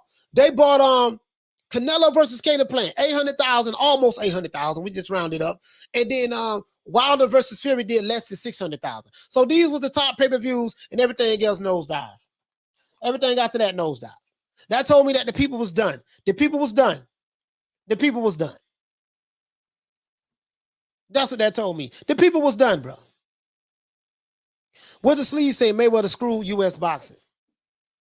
I hear that. I hear that. You know what I mean? But I don't know if I would put that on Floyd that he messed it up. I think that the fighters are trying to do a blueprint that's impossible to do. Because in order for you to follow the Floyd Mayweather blueprint, you would have to be Floyd Mayweather. You know, the fighters who say they're doing it, they don't have good oratorical skills. They're not carrying the sport of boxing. Canelo Alvarez is doing that. In North America, anyways. They're not carrying the sport of boxing. They're not the face of boxing. In order for you to do the Floyd Mayweather blueprint, you would have to be the face of boxing. Floyd was the face of boxing at that time. You know, Errol Spence is not the face of boxing. None of the Charlos are the face of boxing. Hey, okay. Caleb Plant is not the face of boxing. I'm saying the people who say we're doing the Floyd Mayweather blueprint. Crawford is not the face of boxing. Tank Davis is not the face of boxing. So how are you going to do? How are you going to do a blueprint when you don't even have a fan base like this guy had? And shit, straight up, Canelo Alvarez busting the whole PBC ass by himself. This is facts. I ain't dick pulling Canelo, but I'm just calling it like it is. The boy from Mexico, y'all gave him $40 million for a reason. He says, I'm going to flip my screen and pretend these guys are orthodox. My dream of 2 elite heavyweight southpaw boxers will not be. But you get what I'm saying, though. You get what I'm saying, though. Bruh, the closest thing we had that could have possibly, bruh, listen, bruh. You know how I feel about AB, dog. Y'all know, man, I'm fucked up by it. Y'all know I like AB, man. You know I like AB, man. You know, I ain't no fanboy AB now. But but AB, man, god damn, dog. AB, listen, bruh. Oh, AB messed up, dog. Now, it wasn't AB's fault. It was his matchmaker's fault. Because he ain't been the same. He ain't been the same since Marcos Maidana, bro. But AB was the closest thing that we had. He was selling out Madison Square Garden. Everywhere he went, he sold out his events. He says, unfortunately, on the face of boxing is Canelo Cheetah Alvarez. Here says, Her Wolf says, you popular way down here. You get what I'm saying, though. Coach's show, he says that he said they think the blueprint is protecting the O, but protecting the O with no elite fights means nothing. Exactly. It doesn't mean anything. It doesn't mean anything. It doesn't mean anything. Bruh, if the last 2 pay-per-views listen, check this out. Wilder and Fury did less than 600,000. They sold less pay-per-views than they did the second fight. But they still did a good number. They still did a good number, right? They did like 500 or something, almost 600,000. They did a good number still. I don't know if Bob Arum, Fox, Al Heyman, whoever put the money up made their money back for a profit standpoint. But for Wilder and Fury, they did good, right? Canelo and Caleb Plant did roughly almost 800,000. And after that, everybody else nosedived. Crawford Porter did anywhere from reported 135,000 to 100 and what they say, 80 or 90,000 pay-per-views, something like that, 80,000. Those are the reported. It was 135 to 180, somewhere up in there, right? And then after that, Cruz and Davis did 52,000, according to Rick Glazier. And then another guy put another report out there about I showed you that yesterday. Jake Paul and Tyron Woodley did 65,000, something like that. And then Ugas and Pac-Man, I don't know what the hell that did. I think it did like 100 or some thousand or whatever, something like that. I don't know. But AB was a guy. 2022. Shout out to the Queen Monica Silva. She says 2022 will be under scrutiny with this COVID mutating. Money will be tight. I don't know, Coach. Yeah, it's gonna be rough. It's gonna be rough.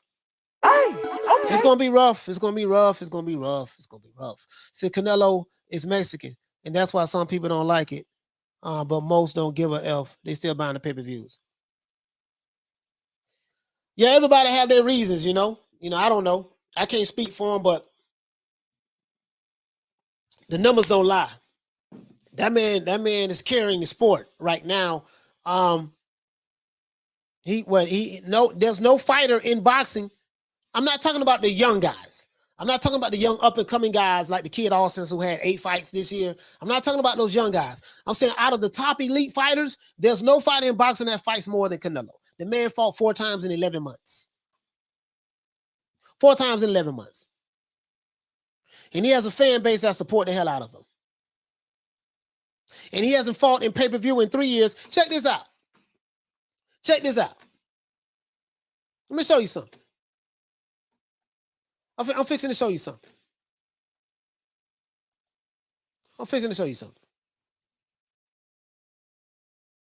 This guy hasn't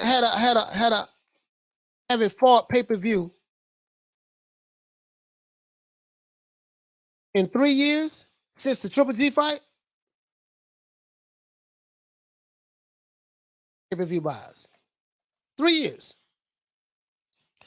And when his fan base found out, I bought the fight too. I bought the fight. Now, I don't like going to Boxing News 24. This is the propaganda piece for the PBC.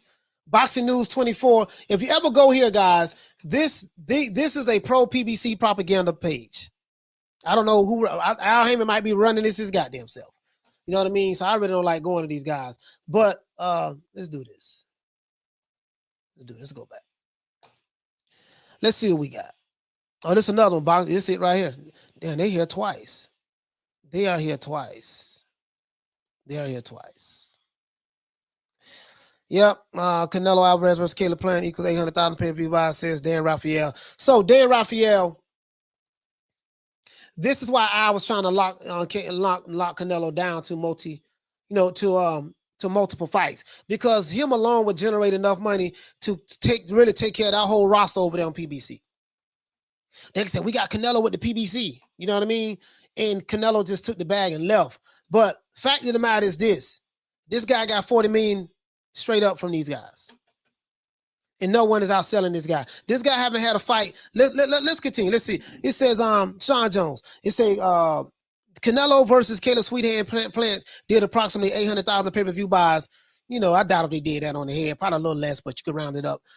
Buys on Showtime last Saturday night. Notice you didn't hear Showtime.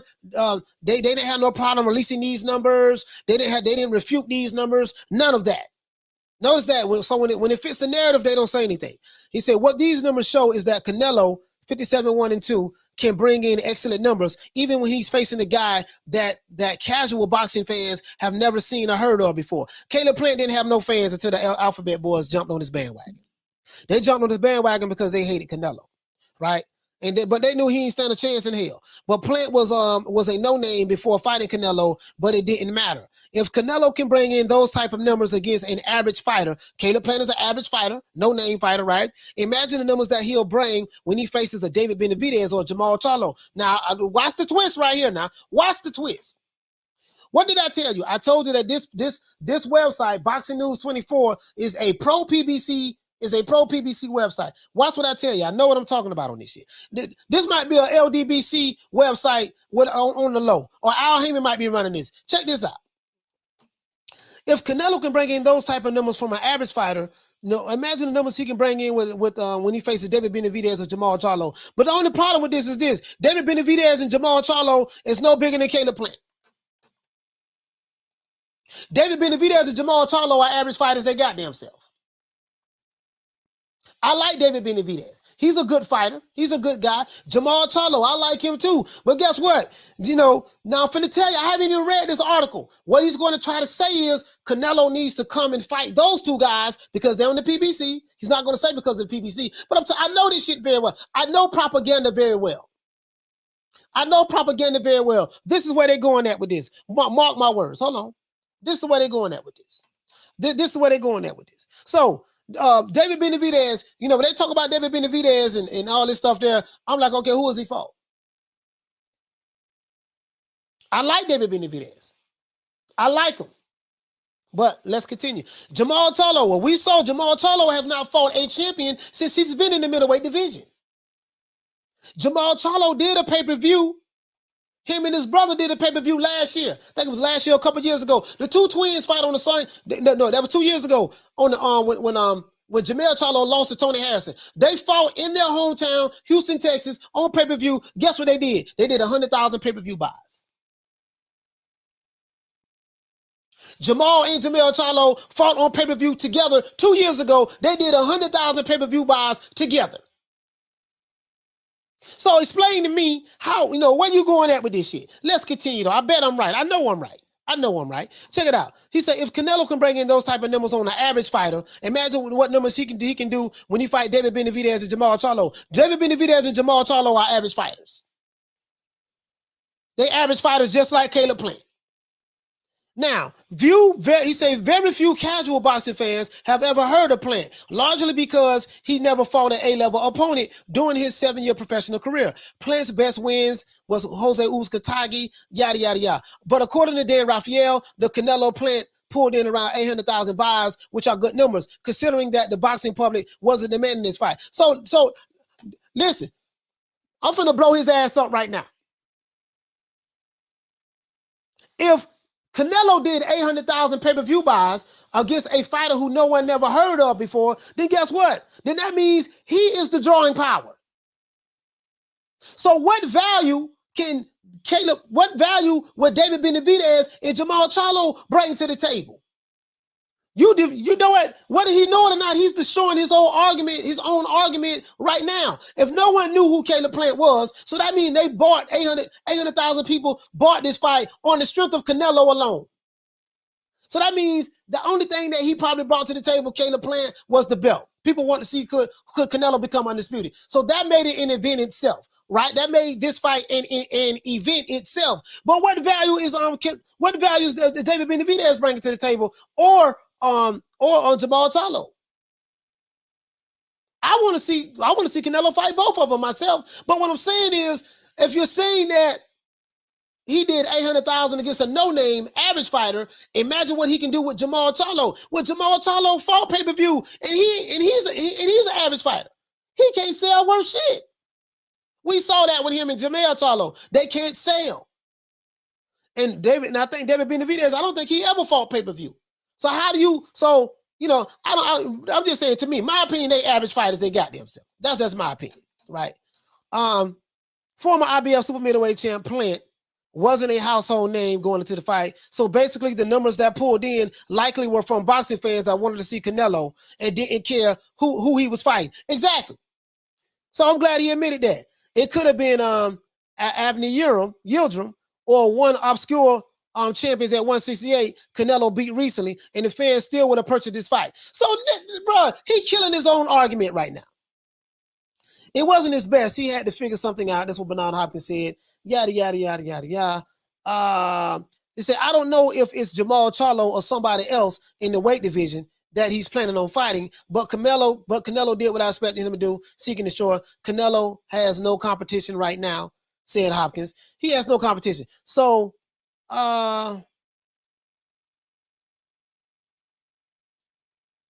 So they say, come on, we didn't see Canelo try to become undisputed champion when David Benavidez held the 168 belt title. See, they people always make this argument, right? But David Benavidez lost his belt twice. He lost his belt on the scale, and he lost his belt because he was snorting cocaine. So I look at both sides.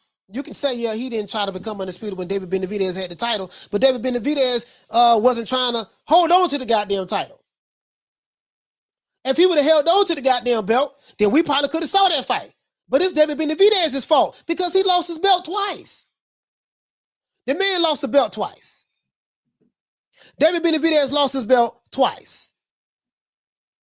So if he would have held on to the belt, who knows what would have happened? Who knows? But he lost his belt twice. Snorting cocaine and losing, and snorting cocaine, and he lost it at the scales. So that's David Benavidez's fault. I can't throw no pity parade for him. You see what I'm saying? But my point is this here. The only guy who sold pay-per-view numbers was Canelo. And if we see what's going on right now, with the pay-per-views, how they taking a nosedive, that should tell you, listen, if you're going to give us some shit fights, bro, we ain't don't need to put no, listen, a lot of these fights is not pay-per-view fights. That's all I'm saying. A lot of these fights are not pay-per-view fights. The people ain't going to buy that shit. I know I ain't buying this fight Saturday night. We going to watch King Kong Ortiz for free. I can promise you that. I ain't buying a goddamn thing. Not me. You see what I'm saying? I ain't asked for this shit. One dude, 52 years old. Another dude, he got terrible footwork. He walked the earth like a god. Boy, hush. Listen, this fight ain't a $10 pay-per-view fight. To me. Well, I don't know, $10. You know, $10, no, I take that back. $10, yeah. $10, yeah. $10. But anyways, but yeah, but you get what I'm saying, though. You get what I'm saying, though, right? So the people supported Canelo.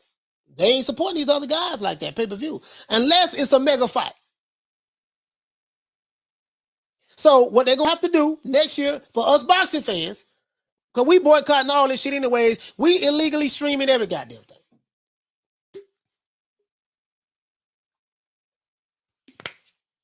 thing. It is what it is. You don't give us the fights we want, you won't be getting my money. You can believe that.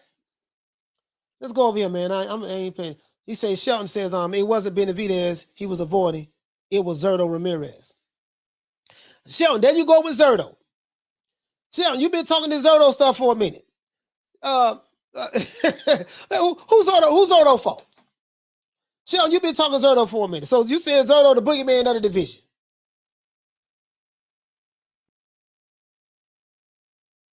That's all I'm saying. Bohemio said that guy LDBC all over. Yeah, this is a pro PBC site. Absolutely. James said, but that's a blueprint, coach. A large group of people wanting you to lose and a large group of people wanting you to win on the love-hate dynamic. That's the floor blueprint. Yeah, I mean, yeah. No, I get what you're saying on that, James. Phone lines is open. Hold on. I get what you're saying on that, my brother. But bro, like when people talk about Floyd, like, caller, what's your name? Where you calling from? To accept, press 1. To send a voicemail, press 2. Caller, what's your name? Where you calling from? This Track from Orlando. Track from the what's going on, fam? What up with you, man? Check this out. When Canelo go up to 75, man, he's not coming back down to 168. You don't think so? No, he gonna stay up there, man. What what? Is he because has it been confirmed that he's fighting the guy from the Republic of Congo, Mokabu? Has that been No, not him. No, he not gonna fight him. He's gonna go up to 175 and fight what's the one dude? But Beterbiev, white dude. they talking about Beterbiev, they talking about Bivol, they talking about Joe Smith. Joe Smith is the WBO Joe champion. Smith. He gonna fight Joe Smith. Okay. That's the easiest one. He gonna fight him. Then he gonna fight all the rest. He gonna beat all them guys at 175. He gonna come undisputed at 175. He's not coming back down to 168. For what? I don't know what he walk around at. He probably walk around at like 185. He's gonna be comfortable at 175. He's not coming back down to 168. So he'll just get the belts up, and then those guys will just go ahead and they'll go ahead and just fight it out and get those belts, to get those to get undisputed at two different weights. Yeah, that's bro. If he pull that shit off, that'd be crazy, bro. He don't do it, man. He's not gonna fight Benavidez for what? He don't got no belt. What are they gonna fight him for? That's too dangerous of a fight. Bro, listen. This is the thing, right? Like, when I see David Benavidez, I like him. He's a nice kid. He's a good fighter. Now he throw a lot of arm punches. He does not sit on his punches. When he letting his hands go, throwing them combinations and stuff, what he be doing? Those are arm punches. He doesn't sit on his punches, right? I don't see what. Maybe it's me. I don't see what everyone else sees. Well, I ain't gonna say everyone else, but I don't see this. Like, David Benavidez is a good fighter, but okay, Canelo is ducking him because of what? It's like I don't like this because David Benavidez is the guy that can do A, B, C, and D to Canelo. Okay, he probably can do that, but the counter to that is David Benavidez, can he take some body shots? Will he be able to? It's a lot of shit a lot of questions to David Benavidez to me. You know what I mean? And when I look at his resume, he ain't fought nobody. I understand it, but what I'm saying is nobody wants no tough fight because he not knocking Dave Benavidez out. I don't want no tough fight. I don't want nobody. I hit you, you hit me back. I hit you, you keep hitting me. I don't want that type of fight. I don't want that. I want to fight where I hit you, I keep hitting you, and I stop. That's what Canelo been doing. He know what he's doing. Yeah. No. I mean, of course, they picking their opponents. I mean, absolutely. The matchmaking has been phenomenal. I'm not disagreeing with that at all. That's pretty much that's the sport of boxing is matchmaking. But what I'm saying, the simple fact that okay. Hey, listen, I'm gonna let you go on track. I'm gonna holler at you, man. Thanks for calling in. I'm back, man. Yes, sir. Hold on, we got another call calling in, guys. Caller, what's your name? Where you calling from? Chris from Los Angeles. Chris from Los Angeles. What the league read? Which one to talk about? What's up, bro? I just gotta say something real quick, man. Bro, if Canelo beats David right now, they'll say David was too young. They'll say he's 24. He was a green fighter. So I think there's really no point of him fighting him yet. I think if David wants a shot, he has to catch him at 175. Bro, he struggles to make 168 right now. Mm. Like, it's only logical for him to go up to 175, where he's still 24.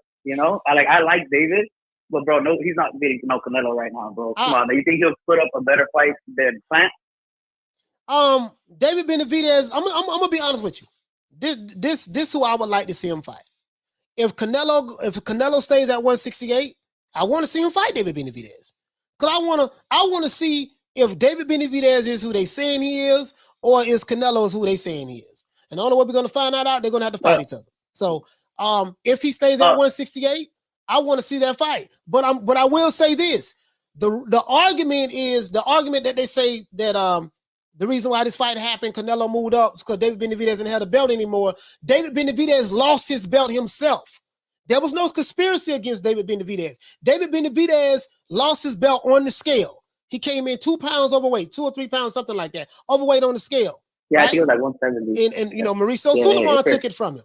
Mauricio Suleiman did that. Hey, that's all on him. That's all on David. That's on him. Sure, for sure. And then he got popped dirty with cocaine in his system. So yeah, bro.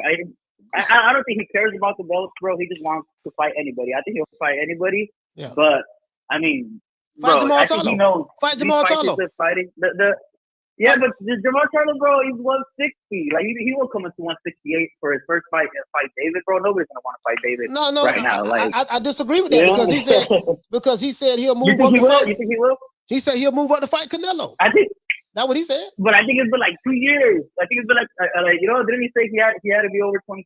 He had to have a back speed. Like he was saying a couple things. Yeah. All right, man. But listen, man. Chris, salute to you, fam. Hey. Go ahead. Hey, salute to you, bro. Hey, big fan of your show. It's only going up from here, bro. Hell yeah. Yeah, man. Unbiased, bro. Yes, sir, man. Keep Salute, it going, man. bro. Yes, sir. Shout out to you, coach. Yes, sir. Take care, bro. Shout out to Chris from LA, man. Shout out to Chris from LA. That's all I'm saying, guys. When people tell me that, I'm like, okay, well, how did this is my question. Okay, well, how did David Benavidez lose his belt? And then I hear radio silence. You know what I mean? So hold on.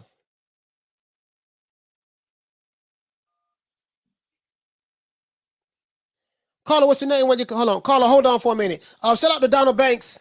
We're going to get the super chat out the way. Shout out to Donald Banks. Hey, okay. For dropping this quarter of a bam dub on your boy. Hey, Leroy. Super chat received. Hold on, Carla. Hold on. I got you. Donald Banks saying Canelo going to fight Joe Smith, the easiest champion at 175. That got the same belt Canelo already had won from the drunk Russian. Okay, but if he stays at 175, he's going to have to fight those other champions. You see what I'm saying? So I don't know. I don't know what his plans are. You get what I'm saying, Donald? I don't know what his plans are. But shit, that ain't no guarantee he's gonna beat Joe Smith. Shit. You know. Carla, what's your name? Where you calling from? Yo, coach, man, it's me, Cassidy, man. You know I'm gonna wait for you to do your thing, man. Cassidy, what the lick read? Yeah, man, nothing too much, man. And good afternoon over there, or good evening, innit? You get me? Happy New Year to the call, to the chat, and you, innit? You get me? Yes, sir. I just wanted to speak on that Canelo. I wanted to speak on that Canelo situation, man. David Benavidez. He needs to go and fight Plant. He needs to go and fight Charlo. This is the time now where you need to go and fight all those sharks, and then after you beat them, you can now call out Canelo. That makes logical sense. I don't know what all these guys are waiting for this guy. I don't understand. He's got other bigger fish to fry. This is why I like Canelo. He's all about legacy. He has been paid already. He doesn't need to fight another day of boxing in his life. He just wants to follow legacy now. He's going to go beat up that Joe Smith guy for that belt. So he has access to Bivol, Beterbiev. Don't sleep on that Beterbiev guy as well, you know. He's a monster. He is a monster. Yeah, he's got slow feet. He doesn't really move his head straight line down the middle. Yes, he has got power in both hands. You see what he done to that Marcus Brown? You see what he done to him? Man, listen, man. He'll do the same thing to Canelo. Yeah, for sure, man. Hey, listen, shout out to you, Cassidy, man. We got other calls called in. Shout out to Cassidy, man. No problem. No problem. Yes, sir. Yes, sir.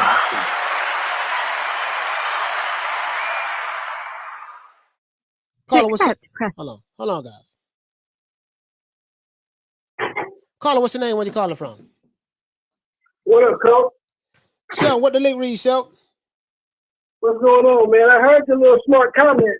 I heard you. Hey, man, Zerdo, man, you've been talking about this dude, man, since 1972, man. I ain't, you know.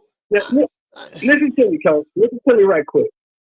43-0, 30 knockouts, right? Yeah.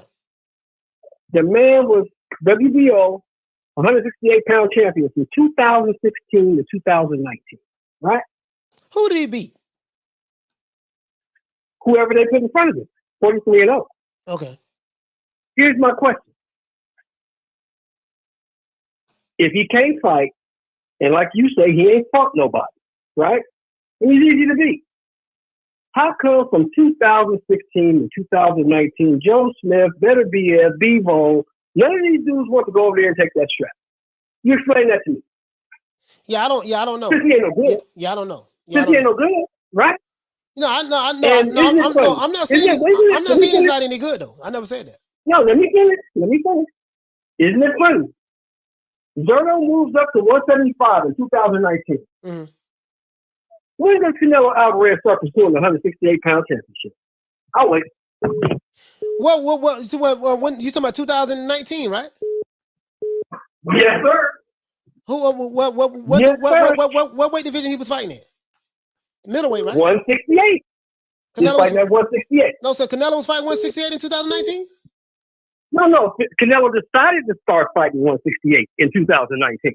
Oh, okay. Right after this dude moved up to 175. Oh, I see what you're saying. So you're saying that the only reason Canelo moved up in 2019 is because he was waiting on Zerdo to leave because he was afraid of him. It's because he's gone. Okay. It's because he's gone. Okay.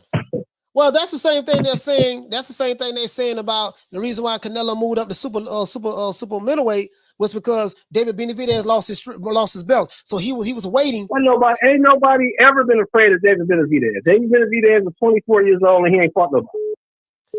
All right, so hey, Shell, let me Anybody ever been afraid of that, dude? yeah, let me get these super chats out of the way. Salute to my brother Shelton, man. Salute to my brother, man. I'm gonna look at the dude resume, man, because I don't see this. I don't see 5 of his fights. I'm like he good, but I see what you're saying. You said Canelo moved up. He waited for the right time. So you with the bullshit. I'm gonna get off the phone, but let me ask you a question. Doesn't he always wait for the right time?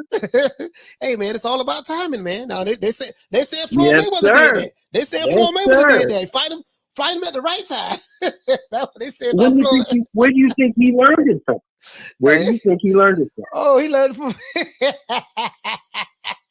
I'm just saying, Coach. I'm just putting that out there.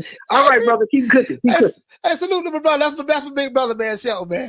That's my main man there, Shelton. I'm a big brother, man. Hey, shout out to Donald Banks, man. Shout out to Donald Banks, man. Hey, okay. For dropping that $2, bam, super chat on your boy. Hey, Leroy. Super chat received. Playtime's over, boy. He said Canelo is the greatest cherry picker of all time. What about Floyd though? Because Floyd said he was cherry picking too. So that's what Floyd say. Shout out to Julio Guzman for dropping that quarter of a bam dub on your boy. Hey, Leroy. Super chat received. Playtime's over, boy. He said David Benavidez. Is too flat-footed, and Canelo is too high. Canelo IQ is too high. Canelo will break, chop him down like a tree. Now, I'm gonna tell you this: if Canelo stays at 168, I want to see Canelo fight David Benavidez. I do want to see that fight. Not gonna lie. If Jamal Charlo wants to move up to 171 to 168, I would like to see Canelo fight him too. But guess what? I don't like talking about Jamal Charlo because the nigga all over the place. He all over the place. I don't like talking about this guy because when you talk about him, hold on. Let's pull up the Jamal Charlo soundbite. I'm sorry? 160 is my weight division. I want to unify. I want to get Golovkin in the ring. I want to bring him to Houston.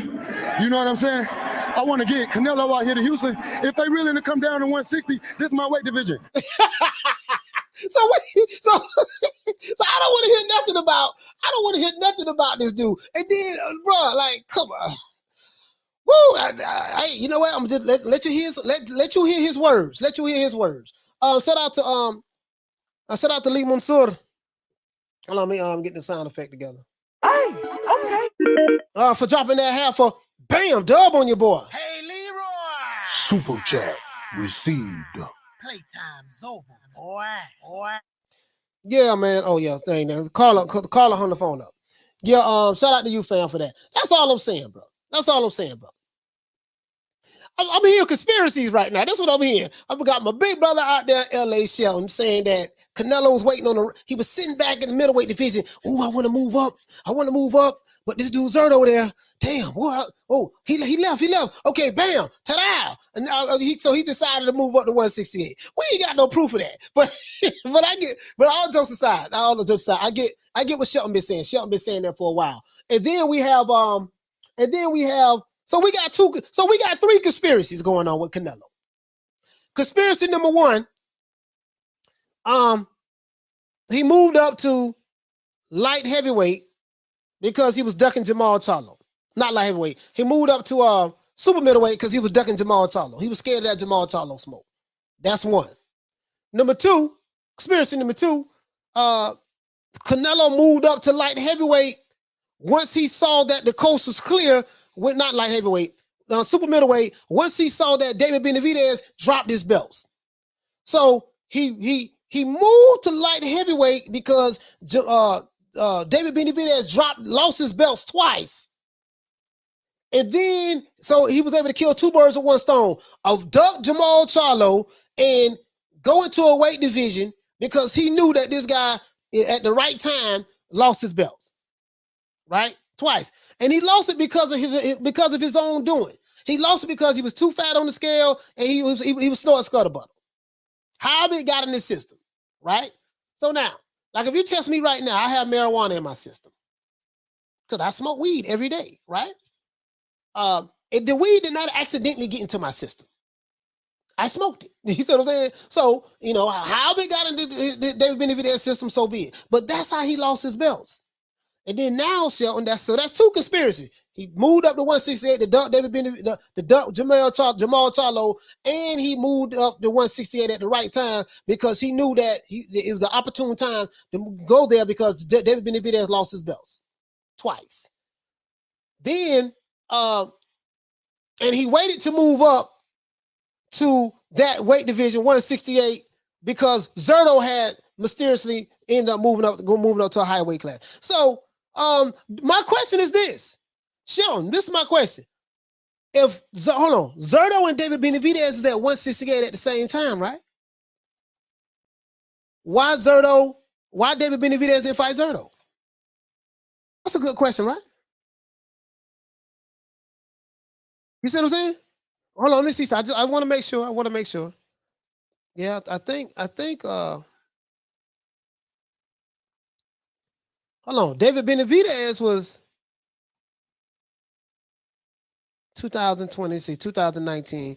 David Benavidez won the vacant super middleweight title, WBC title in 2017. Zerto won the WBO super middleweight title in 2016. And he fought there. He had he defended the title 1, 2, 3, 4. He defended the title 5 times. And then he moved up to light heavy right after that. So he moved up in 2019, and David Benavidez won the belt in 2017. Why David Benavidez and Zerto didn't fight each other? If you're new to the channel, please subscribe, hit the like button. If you're new to the channel, please subscribe, hit the like button. Why they didn't fight each other? So who was ducking who? Who was ducking who? And who was ducking who here? To this day. He said, "What other narratives?" I'm just saying though, like David Benavidez and Canelo ducked him. Okay, we're gonna run the narrative. Canelo was afraid of Jamal Charlo, so he ducked him. So he gave his belt up. Okay, we got elevated to the franchise. We know what happened. French fries. We know what happened with that. And then he fought Triple G. He fought Daniel Jacobs. You know, at middleweight. And then he moved up. So he moved up once he saw that David Benavidez got stripped of his belt. And then he saw that Zerto left the weight division. He saw that the coast was clear and he decided to move in that weight division, right? And he cherry-picked his way, became undisputed, and then he ran from David Benavidez again by moving up, saying he's going to fight the guy from the Republic, the Congo of the Republic of Congo, formerly known as Zaire. The perfect time is, and I'm like, okay, so let's say we run with that narrative, right? You're gonna have to explain to me why when Zerto was light middleweight, was super middleweight, and David Benavidez is super middleweight, why when both of them were champions, why they didn't fight each other?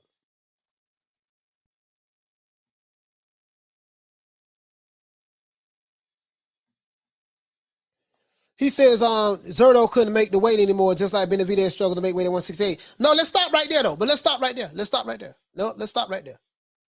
I can't let you get away with that one, brother. I'm gonna tell you why I can't let you get away with that one. David Benavidez won the WBC Super Middleweight Championship in 2017. I want you to see this.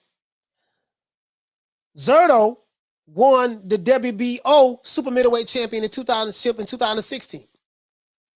He made weight in 2017.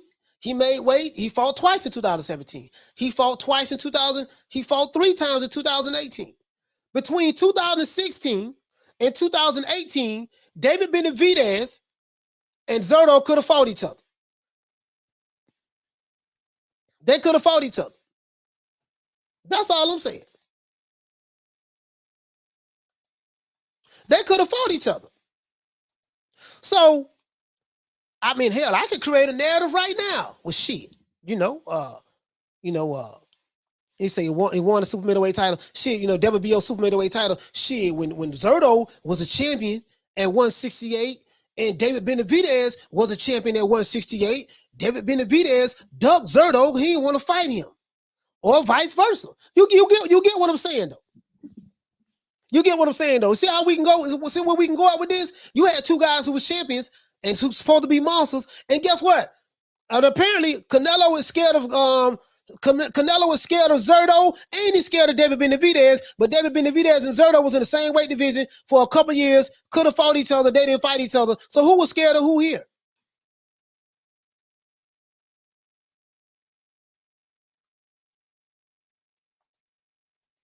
That's all I'm saying. Who was scared of who here? Who was scared of who here? That's the $1 million question. So I can create a narrative just right there. So I want to see if Canelo stays at 168. I want to see him fight David Benavidez. You want to know why? Because I want to clear all this shit up. And if he stays at once, and if he moves up to light heavy and stays there, I want to see him fight Beterbiev. I want to see him fight Bivol. I want to see him fight Joe Smith.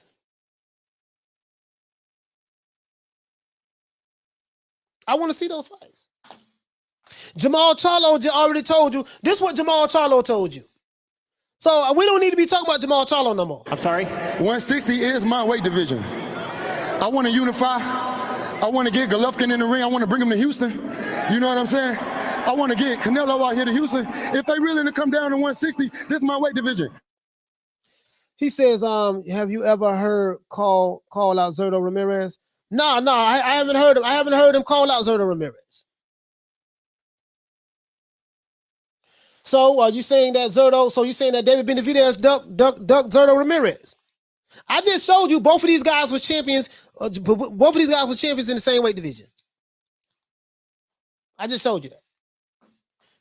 They were champions in the same weight division. Hold on, guys. I'm sorry about that, man. I've got calls calling in. I ain't even paid attention to get out that phone. Sorry about that, guys. Callers, call back in. Sorry about that. Call back in, guys. My fault. Call back in, guys. My fault. You get what I'm saying, though. Shout out to Paul Evans. Salute to Paul Evans. Somebody was ducking somebody, and we gonna create these narratives to do that. Shout out to Paul Evans. Hey, okay. For dropping them two bam pounds on your boy. Hey, Leroy. Super chat received. Playtime's over, boy. He said speedy recovery to Lady Shan. He saying from her New Media Today USA boxing family. He says here, JGO says he said, how did Zerto duck? Neither. Called each other out. Neither. No, but you get what I'm saying though. What I'm saying is, this is what I'm trying to say. Like, nobody called each other out. So if nobody called each other out, then I mean Zerto was scared of David Benavidez, and David Benavidez was scared of Zerto. So they ducked each other. And as a matter of fact, Zerto moved up to 175 because he was afraid that he was going to have to fight David Benavidez. He ran from David Benavidez. That's another narrative we can run with right there.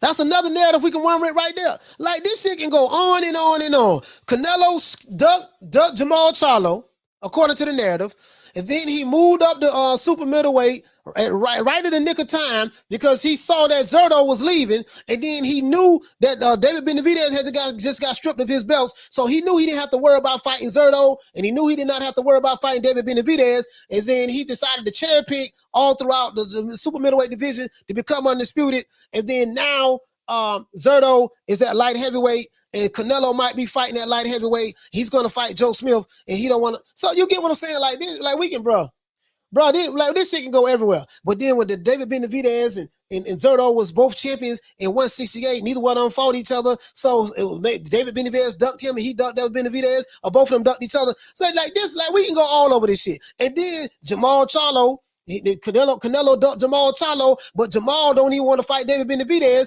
He say he don't want to move up to fight nobody. And Jamal Charlo haven't fought any other champions in the middleweight division since he been a champion. So this shit can go everywhere. Exactly. They all waiting for a handout. Dude, you see what? Hey guys, you see what I'm saying? This shit can go everywhere. This can go everywhere, dog. Shout out to Dirty Red for dropping that quarter of a bam dub on your boy. Hey, Leroy. Super chat received. Playtime's over, boy. He said, I want to see my guy Maximum Slovin. It was in Vlasov get Zerto. Maxim is underrated, but he can scrap, and he'll tell Benavidez Morel looking for him. Tell Benavidez Morel looking for him. You see, but you get what I'm saying though. You get what I'm saying, guys? Like, this shit can go weak, bro. Listen. I could put out a whole bunch of content right now just talking about all this shit. Yuli X Game said David Benavidez can barely make weight. Why he don't move up to 175? Yeah, I don't understand why. If he can't make the weight, why not move up? So that's another argument. David Benavidez, he barely making weight. He losing his belts on the scale, but he's scared to move to 175 because he's scared to fight Beterbiev. He's scared of Bivol. He's scared of Zerto up there. He knows Zerto is at 170. Zerto is at light heavyweight. He don't want to move up, even though he's struggling to make weight. You get what I'm saying, guys? You see where I'm going at with this? Boy, we can go all day with this shit. We can go all day with this. So everybody ducking everybody did, basically. Shout out to Anonymous. Hey, okay. For dropping them 2 pounds on your boy. Hey, Leroy. Super chat received. Playtime's over, boy. He said, Coach, look for my messages. Read them, don't publish them. Yeah, I'm not going through all this to look through your messages, man. I'm not gonna lie to you, dog. You could probably post it again. It's a lot of people in the chat. I can't do that. If you're new to the channel, please subscribe, hit the like button. But you get what I'm saying, though. He said, there is no duck. He was simply moving up. I'm sure Zerto and everybody knew Benavidez would end up at 175. But I don't think you get what I'm saying, though. I don't think you get what I'm saying, though. I'm saying I'm hearing all of these narratives about this fighter was scared of this fighter made a move. He made this decision because he was scared of this guy, and this guy was a Superman. Didn't nobody want to fight him, but yet this guy who was Superman was, so basically Canelo was ducking David Benavidez and Zerto. And apparently Zerto and David Benavidez were ducking each other when both of them were champions in the weight division. That's all I'm saying.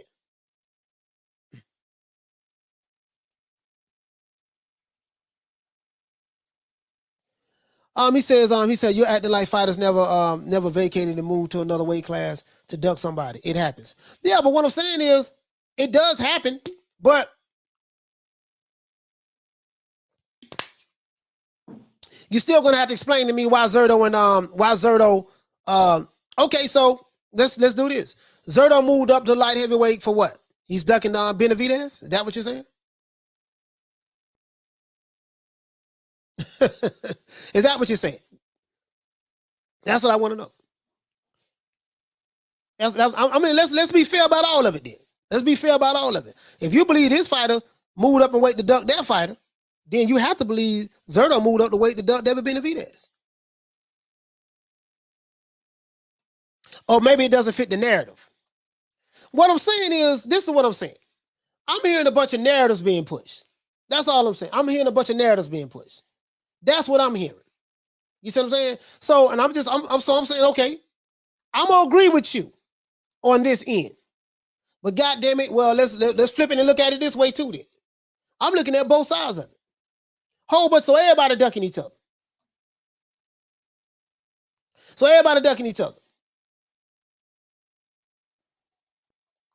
Let's say, Ernest though, he says, you speaking facts, bro. Why didn't Zerto ever try to get the WBC from Benavidez? Them two are friends. They won't fight each other. Yeah, no, listen. No, we ain't going for that friend shit neither. Yeah, that friend shit ain't gonna work. We ain't going for that friend shit because Sean Porter and Terrence Crawford were friends and they fought each other. No, we ain't doing that. Caller, what's your name? Where you calling from? Hold on. Caller, what's your name? Where you calling from? Orlando, Florida. Who is this again? Brother, I couldn't hear you. So, please repeat your name. Oh, yo, Major Key Boxing, Central Florida. Oh, Major Key, what's going on, fam? What the lick read? Oh, chilling, man. Look, man. Yeah. So we forgetting that number one, Zurdo wasn't calling Canelo out. At the end of the day, Benavidez, he was being pressed about it. Never really said, he's ducking me and not like that. We interviewed him a few months ago. He never said that. You know what I'm saying? He was very humble. The fact that people thought that he would be competition for Canelo, but never thought in his mind that he's ducking me. You know what I'm saying? He actually respects Canelo. You know what I'm saying? But he's willing to fight him. However, I believe that Canelo is looking for legacy right now. You know what I'm saying? He's already proven himself. He's tried to go up another 2-weight class like he did at the beginning when he went from 160 to 175 to beat Kovalev, then decided to settle down at 168 to become undisputed. So when people say, great matchmaking and great cherry picking and this and that, I mean, you can't cherry pick and matchmake a whole damn division. You know what I'm saying? And especially in 11 months. And then at the end of the day, Canelo right now, he's going to keep looking for, I believe at 175, he's going to make noise. He's probably going to go for undisputed. Does he make it? I don't know. It's a bigger weight class. He had some tough fights at 168. So let's see what happens. Yeah, we'll see what happens. But you get what I'm saying, though. You get what I'm saying? Like, okay, you can make this argument so many. You see how I just broke the shit down. You can make this argument several different ways. If you want me to believe, okay, Canelo ducked Jamal Charlo. He was shaking like Buddha me to Jamal Charlo. He fought Triple G. He fought Daniel Jacobs, and he ducked Jamal Charlo. Okay, so he moved up to 168 super middleweight because he was running from Jamal Charlo. And then he moved up just in the nick of time because Zurdo just so happened to move up to light heavyweight. So he knew that he would not have to fight Zurdo. So he moved up to duck Jamal and knowing that he would not have to fight Zurdo. And on top of that, he moved up in the nick of time because Benavidez just conveniently lost his title because on the scale and because he had drugs in his system. So it was just the perfect timing. All three of these things lined up together. But Zurdo was a WBO champion and Benavidez was a WBC champion at the same time for a couple of years. They didn't try to fight each other. So who ducked who? And so, and when Zurdo moved up, so did he move up because he was afraid of David Benavidez the same way Canelo moved up from middleweight to the super middleweight because he was afraid of Jamal Charlo. Did you get what I'm going at with this shit, Major Key? Yeah, I get it 1,000%, Coach. Because here's the thing, I don't even want to hear about Charlo because Charlo was the one calling out. After the Anthony Durrell fight, I'll move up to 168. I'm about to go up there and take on Baby Benavidez and this and this and that, and then all of a sudden, you need to get those vaccines and you need to at least be 25, you already knew this beforehand. Yeah. You know what I'm saying? You know what I'm saying? And then when it comes to, again, with the Zurdo situation, Canelo went up to 175, got a belt, again, for legacy, went down to 168. You know what I mean? Like, I don't believe he's going down to 160. So you telling him to come down to 160, this dude is trying to go up to 190. You know what I mean? Why does he need to go down to 160 for you and you can't even go up one weight class to 168? This guy is moving through weight classes and you're stuck at one weight class and not even doing your best at that weight class. And this guy's supposed to lose weight for you? Come on, dog. Yeah. No, but man, shout out to Major Key, man. Salute to you, my brother. Salute to you, brother. We got other calls coming in. Yes, sir, man. Salute to Major Key. All right, brother. Oh, listen. All I'm saying, shout out to Bless. Hey, okay. Dropping that quarter of a bam dub on your boy. Hey, Leroy. Super chat received. Playtime's over, boy. He said Superman ducked Batman. Batman ducked that man ducked Iron Man. They all ducked He-Man. Lord have mercy. I'm just saying, bro. Okay, I get it. Canelo ducked 3 people. And one by moving up he ducked Jamal Charlo, Zurdo, and David Benavidez. Became undisputed in the same division that Zurdo left, the same division that David Benavidez was in, right? And now rumor has it he's moved up to 175. So, damn, he ducked three shots with one move. But then we got Jamal Charlo. He ain't fighting. We can literally make an argument for all these fighters who you arguing for. all these fighters who you're making an argument for, I can say they ducked. I can say Zerto ducked. I can say David Benavidez ducked. I can say Jamal Charlo ducked. Literally. I just broke the shit down right now with Zerto and Benavidez. Why they ain't fight each other when they were champions? They could have fought each other. They could have fought each other. That's all I'm saying. They could have fought each other. You know, so why they ain't fight each other? Why Canelo ain't fight Jamal Charlo?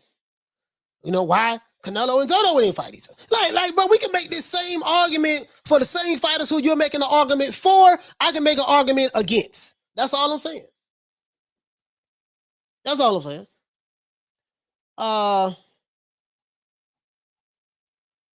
He says, yeah, Golden Boy offered Charlo to fight. Yeah, I don't know. And then now, okay, and then shit.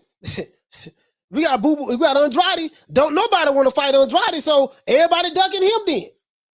Shit, you know, so you know, we got what? We got the heavyweight division. Okay, we got that. We got Joshua, Usyk, they fighting each other again. Fury, we don't know who Fury gonna fight next, but he a champion. He fighting somebody. Cruiserweight, I gotta look into cruiserweight. I gotta find out when I gotta look at the cruiserweight division to see exactly when those guys gonna be mixing it up again. Light heavy, you know, Beterbiev just fought, Bivol just fought. Beterbiev and Bivol need to fight each other. That's the fight I want to see. Beterbiev and Bivol need to fight each other. We need to see that. Now we know Beterbiev is a unified champion, but him and Bivol need to fight each other. I don't want to hear that shit about y'all friends. Shit, we just saw two friends fight each other, and we seen how that went. Carla, what's your name? Where you calling from? Dirty Red out of Mississippi. What's going on, bro? Dirty Red, what the link read, fam? Hey, I want to ask you something. Go ahead. Going along, if a fighter goes along with what his promoter wants him to do, is that considered ducking? I mean, you still call it ducking? I mean, to be honest with you, I'm gonna be honest with you, bro. Like the fans, that you know, depending on which side, but depending on who you like, they will say that's ducking. But me, I understand that. Hey, listen, these guys had a plan, what they was going to do. They're sticking to that plan. The fighter is trusting what his promoter is saying. There's a lot of politics that does go in the sport of boxing, but they will say that. They will, you know, they will say that. The fans, you know, the people who are detractors of that particular fighter, Dirty Red, they will say, oh man, he ducking. He hide behind the promotion of the company. And that does happen. Fighters do hide behind promotion of the company sometimes, but ducking is subjective to the individual. That's all I'm saying. Ducking is subjective to the individual. I wouldn't say it's subjective to the individual because we know Canelo actually dropped his belt because he had the WBC gave him a deadline to fight Triple G. Yeah. You know, no, that's facts. No, that's facts. He did. Yeah, that's facts. That's facts. That's facts. And what the dude name?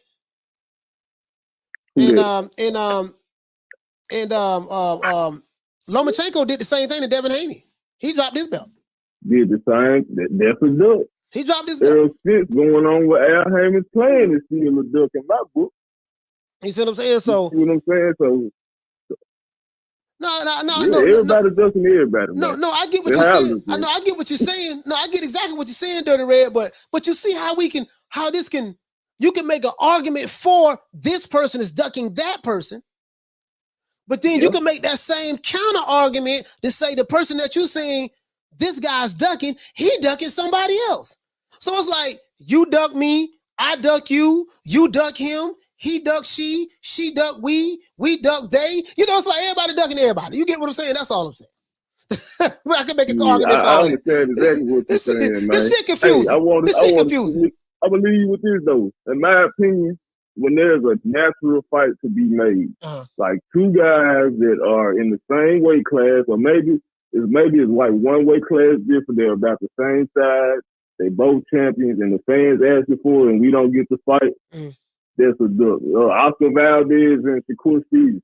Oh yeah. Listen, what's going on there? Bob Bear protecting that boy. That boy in protective custody, because we all know. We all believe, but the way we're going to know is when they fight each other. We all believe that, listen, if Valdez ever get in the ring with Shakur Stevenson, he going to get the brakes beat off of him. Yes, he will. But that man going to get beat so bad, bro. I promise you, it won't go 12 rounds. It won't go 12 rounds. They're going to be beating his ass. Argument.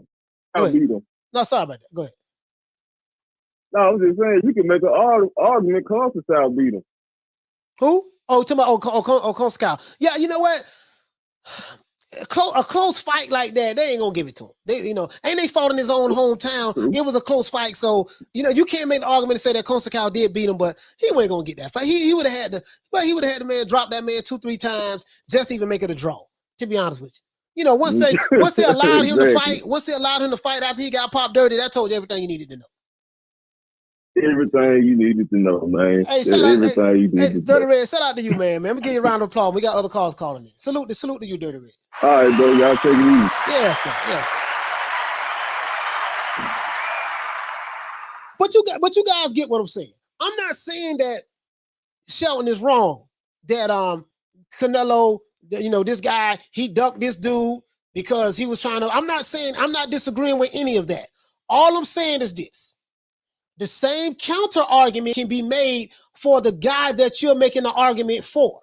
That's all I'm saying. You seen how I just flipped this shit on the spot? The same counter argument can be made for the guy who you're saying that was being ducked. Because we can find somebody that he might have ducked. He says King KO said Loma didn't duck Haney. He fought a better fighter at the time in Teofimo. But guess what though? Hold on. Let me show you how I'm gonna flip that.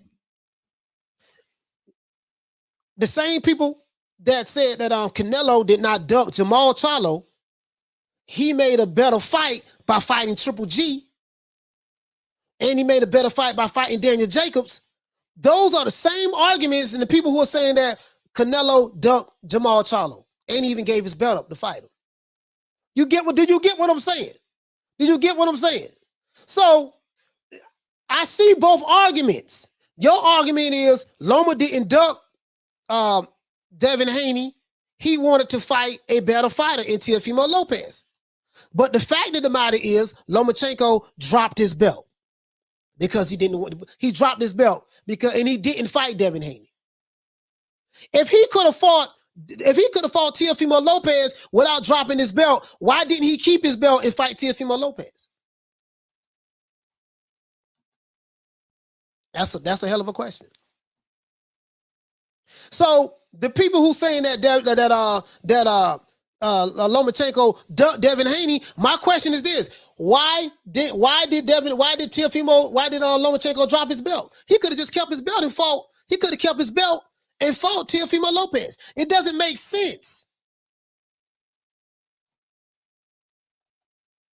It doesn't make sense. Why did you drop your belt when you could have kept your belt and fought Teofimo Lopez? Unless Devin Haney was your mandatory. You just sit here, you don't know what I'm talking about? Unless Devin Haney was your mandatory, that would explain why you dropped the belt. He said, Lewis said, because they made Loma franchise, WBC, so why would Loma want to pay sanction fees for two identical belts? Louis James, check this out though. Why did they make him a franchise? Do you want to know why? I just played the video here the other day that said that Mauricio Suleiman said that Lomachenko petitioned to become the franchise champion. Why would you petition to become a franchise champion when you have the WBC belt? There was no such thing as a franchise belt in the lightweight division.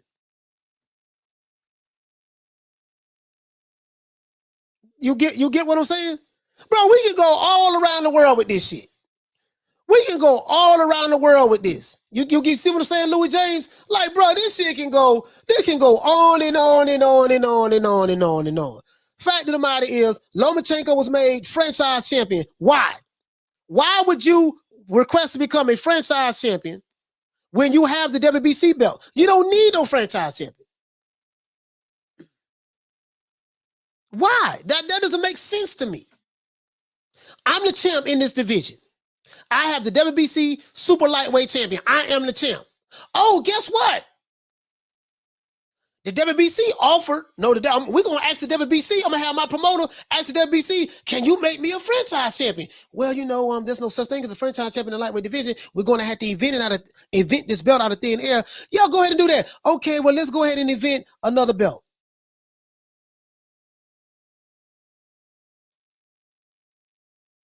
You get what I'm saying? Like, you could have fought Teofimo Lopez with the WBC super lightweight title. That doesn't make sense to me. Like someone please explain this to me. I'm confused. I ain't got but a GED education. I ain't got but a GED. So maybe you guys, maybe there's some type of, maybe there's some type of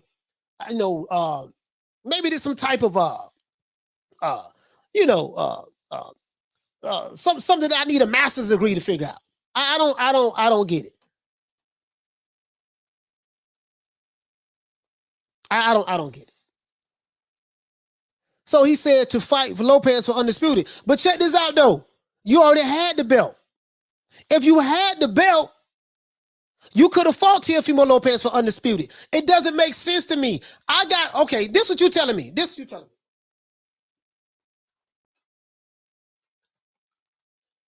I got the WBC Super Middleweight Championship title. This is my belt. I have 3 belts. I have 3 belts. I have the WBC title. I have the WBO title. And I have the WBA title. All I need to do is fight Teofimo Lopez. And if I beat him, I get his belt along with my WBC belt. You're going to have to explain to me, if I drop this belt in the 4-belt era, I know that I would not become undisputed by fighting Teofimo Lopez. So why would I drop a belt that I already have in my possession to fight a guy to become undisputed when all I had to do was keep my belt and fight that guy to become undisputed? Doesn't make any sense to me, brother. Doesn't make any sense to me. It doesn't make any sense to me. Now, I got a GED. I ain't the smartest guy in the world. I'm not the smartest guy in the world. But, you get what I'm saying, though.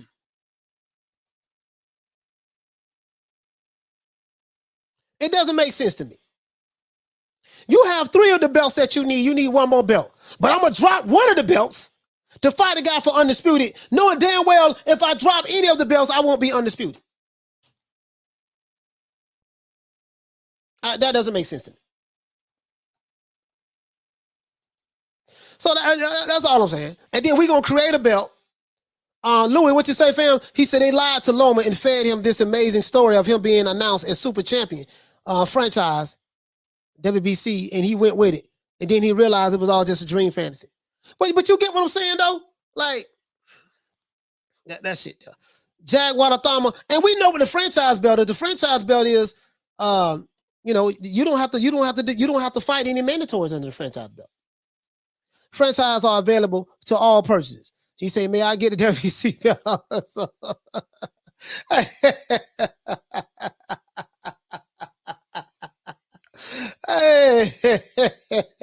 But yeah, you get what I'm saying, though, dog. Like, bro, we can make an argument so many different ways. So many different ways about who's ducking, who dropped, who avoided, who didn't want to fight. We can go all, bro. You get what I'm saying? I'm just doing this on the fly. Just us doing this show. I'm just doing this on the fly. If I sat down and just thought about this shit, let me write this shit down. Okay, this dude did such and such. All right, that dude did that. Okay, he ended up going to the refrigerator when he could have went to the freezer that's in the garage. Okay, well, that looked kind of funny. Shaking that booty meat right there. All right, so he ducked this dude right here. Okay, wait a minute now. Let me see now. All right, okay, he moved up over here. All right, goddamn. Yeah, he did say that he got to come down to 160. Yeah, but he the most fair man. Okay, and this dude here, he the Boogie Man of the division. But then when I look at his resume, the nigga ain't fought nobody. Oh, it's because everybody was scared of him. Okay, so goddamn. You get it, bro. Like, bro, we can go on and on and on and on and on. Boy, we can go on and on and on and on and on, bro. And this guy here, what he say? He say Loma chose to fight a much better fighter in Lopez compared to Haney. Okay, brother, I'm still confused. Lomachenko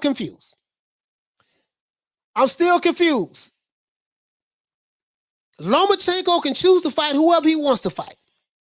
What you're going to have to explain to me is this. Why did he drop his belt in order to fight in order to fight Teofimo Lopez. Why he could not fight Teofimo Lopez with his belt that he dropped? Explain that to me. Anybody. You could have just fought You could have just fought Teofimo Lopez with your WBC super lightweight title. He dropped it for a reason. That's where I'm getting at. Oh, here we go.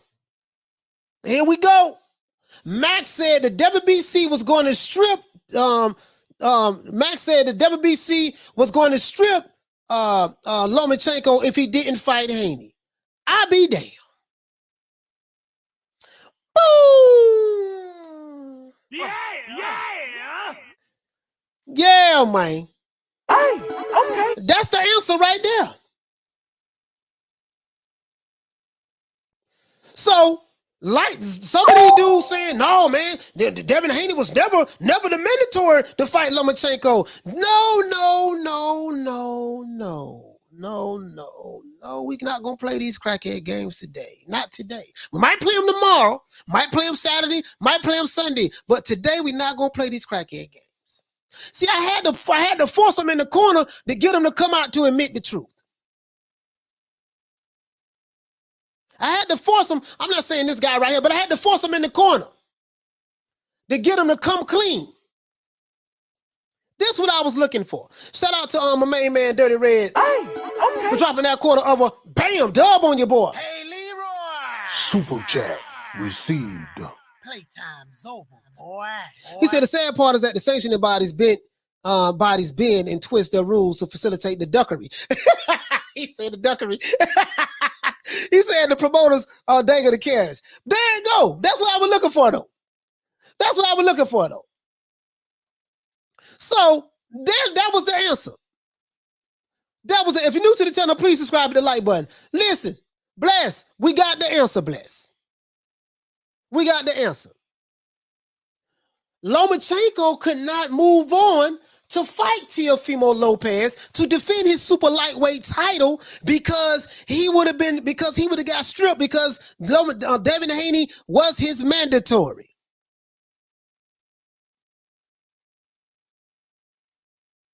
So he said, hey, listen, I'm going to drop this belt and I'm going to petition. Mauricio Suleiman said it. As a matter of fact, I got the receipt. Where the receipt at? Where the receipt at? Where the receipt at? I got the receipt. Just as sure as shit stink and just as sure as turtles walk across the street slow, I have this receipt.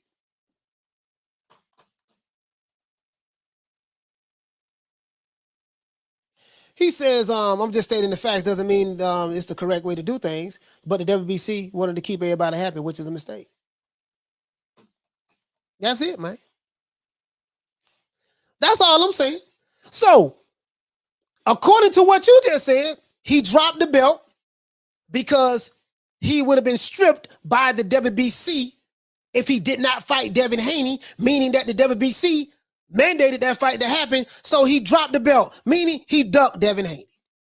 See how we see? You see how we break it out? See how we flesh it out? If I ask enough questions, so basically that's what you're saying. That's what you're saying, right? If it was a fighter that you didn't like, this will be called a duck. But we got to keep that same energy when it's a fighter that you do like. He ducked him. If he gave the belt up, let's see. Hold on, let's continue. I got the receipt right here. Hey man, I gotta call it like it is, dog. Gotta call it like it is. Boy, listen here, bro. We are not going to play these crackhead games today. Let's continue. Let me find this receipt, guys.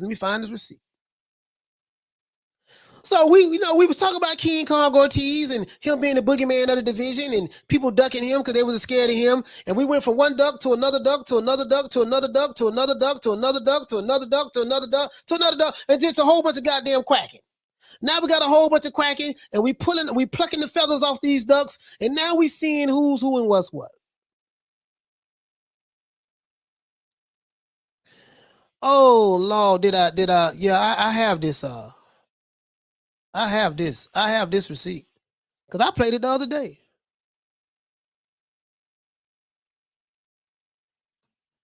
I played it the other day. Sure enough, did. I played it the other day. Mauricio Suleiman said that when Mauricio Suleiman said that you know, when he said I got the receipt. I got the receipt right here. I have the receipt right here. That they petitioned for it. He said that Lomachenko petitioned to become yeah, I had that there. I thought I saved it. I'll find it. It's in my history. I'll find it. It's in my history. I thought I saved it over here, but I guess I didn't. I'll find it. I know for a fact. We just played it the other day, though. We just played it the other day. I'll find it. It's in my history. Oh, you know what? Wait a minute. I might have saved it somewhere else. Hold on, guys. Hold on. I might have saved it somewhere else. I might have saved it somewhere else. Hold on, guys. I have a whole bunch of playlists that I save stuff at. I keep receipts, you know, because like, I'm gonna tell you something about me. When I ask a question, I damn near already know what the answer is already. I just want to see what others gonna say. I pretty much know the answer already, and I'm knowing 9 to the 10. I got the receipt to back up everything that I'm gonna say. I just throw it out there to see who's gonna say what, and then okay, and then I go from there.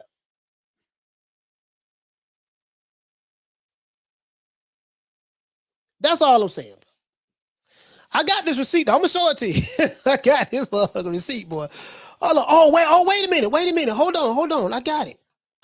I think it's on my IG. I think it's on my Instagram. Hold on. I think it's on my Instagram. Hold on. I think I saved it. Hold on. Did I save it?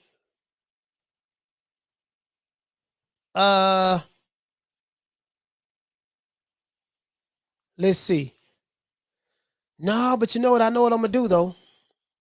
I know what I'm gonna do. Damn that. I know what I'm gonna do. Mauricio Suleiman, Kevin Haney. Hold on. Oh, here you go, right here. Here you go. As a matter of fact, let me go ahead and say this here, man. I thought I had it saved in my research, and I didn't. Thought I had to say it in my research, and I did. How you think they're going? So yeah, I got the receipt right there, bro. I did this. The video right here. This video right here was done by Fight Hype guys. This video was done December the 22nd. He broke down Kambosos is undisputed. WBC president responds to Devin Haney's, apologizes and clears up the undisputed champion. This is the video right here.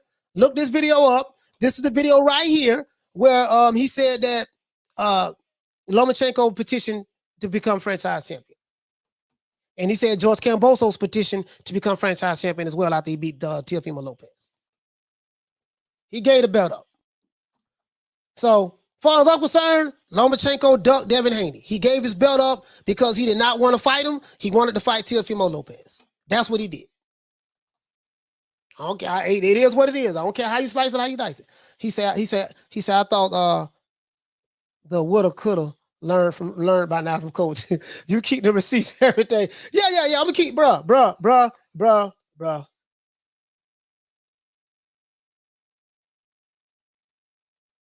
let me tell you something, bro. And as a matter of fact, just in case they think I'm lying, you know, just in case they say I'm lying. Okay. For one being the weight division and the other being the franchise championship. I do not own the rights to this material. This is for educational purposes only. Two hot topics. Yeah, indeed. And I've gotten a lot of punches over those two, but I'm very, very, very happy with both. Bridgerweight He talking crazy. We ain't Cruiser. Nigga. And I am certain it's going to be see very much action in that.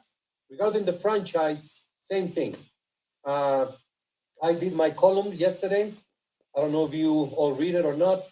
Basically, what happens is any change brings. So he finna break this shit down. Listen to this. That's a natural. Now this motherfucker be lying all the time, but just listen. Just bear with me. Anything in sports, in life, in school. The WBC has changed so many things in the history of the sport, from 15 to 12 rounds. He doing all this nigga explaining right now, but he's telling the truth as it relates to the history. They booed my father. They threw tomatoes at him. From changing the weigh-in to a day before changes, it's natural. So, from being having the clean boxing program, so many things that are changes. You see how he's moving around and wiggling and pooting? That's nervous energy. It's natural. So we introduce a new concept. As any new concept, it will continue to evolve to find the perfection or the best scenario possible. What is the franchise designation? Basically, to attend those very few fighters of the highest level, which are to take place in great fights that the fans want to see. Canelo was the first one. To Canelo, he went as a franchise. He went on to fight in super middleweight. So he breaking down this shit now. Now watch what he say. Watch what he say though. Watch what Mauricio Suleiman say. Then in light heavyweight, then came back. He requested to fight for the WBC vacant championship. So he did, and he has not used the franchise designation, and he unified the whole division. Well, watch this shit, right? Look at Mauricio Suleiman full of shit. Here you go. The other one, lightweight. As I explained it yesterday, it was very complicated 3 years ago. Mikey Garcia keeping the title frozen for a year. When he moved up, we ordered several series of fights. Some dropped, some didn't happen, some did happen. We ended with an interim championship. Then Lomachenko requests to fight for the vacant title, which is a great honor. We granted that. He defeated Campbell. Listen to this shit here. Listen to this. Then he requested to be franchised in order to go in and to unify the division. Okay, so he said right there, Lomachenko requested to fight for the vacant title when he moved up. Series of fights. Some dropped, some didn't happen, some did happen. We ended with an interim championship. Then Lomachenko requests to fight for the vacant title, which is a great honor. We granted that. He defeated Campbell. Then he requested to be franchised in order to go in and to unify the division. So, again, my question was, why would he request to become franchised when he was already the WBC champion in order to unify the lightweight division? Well, you had 3 belts. No, he had 3 belts or 2 belts? I think he had 3 belts at the time. So if you fight Teofimo Lopez, you become undisputed. So the only reason you dropped this belt was because Devin Haney was your mandatory. You would have been mandated, according to the brother in the chat, you would have been mandated to fight Devin Haney. So you made a decision, I'm going to drop this belt. Can I receive a franchise belt to take his place and still fight Teofimo Lopez? So if I win, I could become undisputed without having to fight Devin Haney for the belt that I ended up dropping that made him a champion in the first place. I get it, dog. He the Matrix. He's the greatest fighter in the history of boxing. I understand it, dog. I get it. But the facts are the facts. This man right here, Mauricio Suleiman, he lies a lot. He said right here that Lomachenko requested for this belt.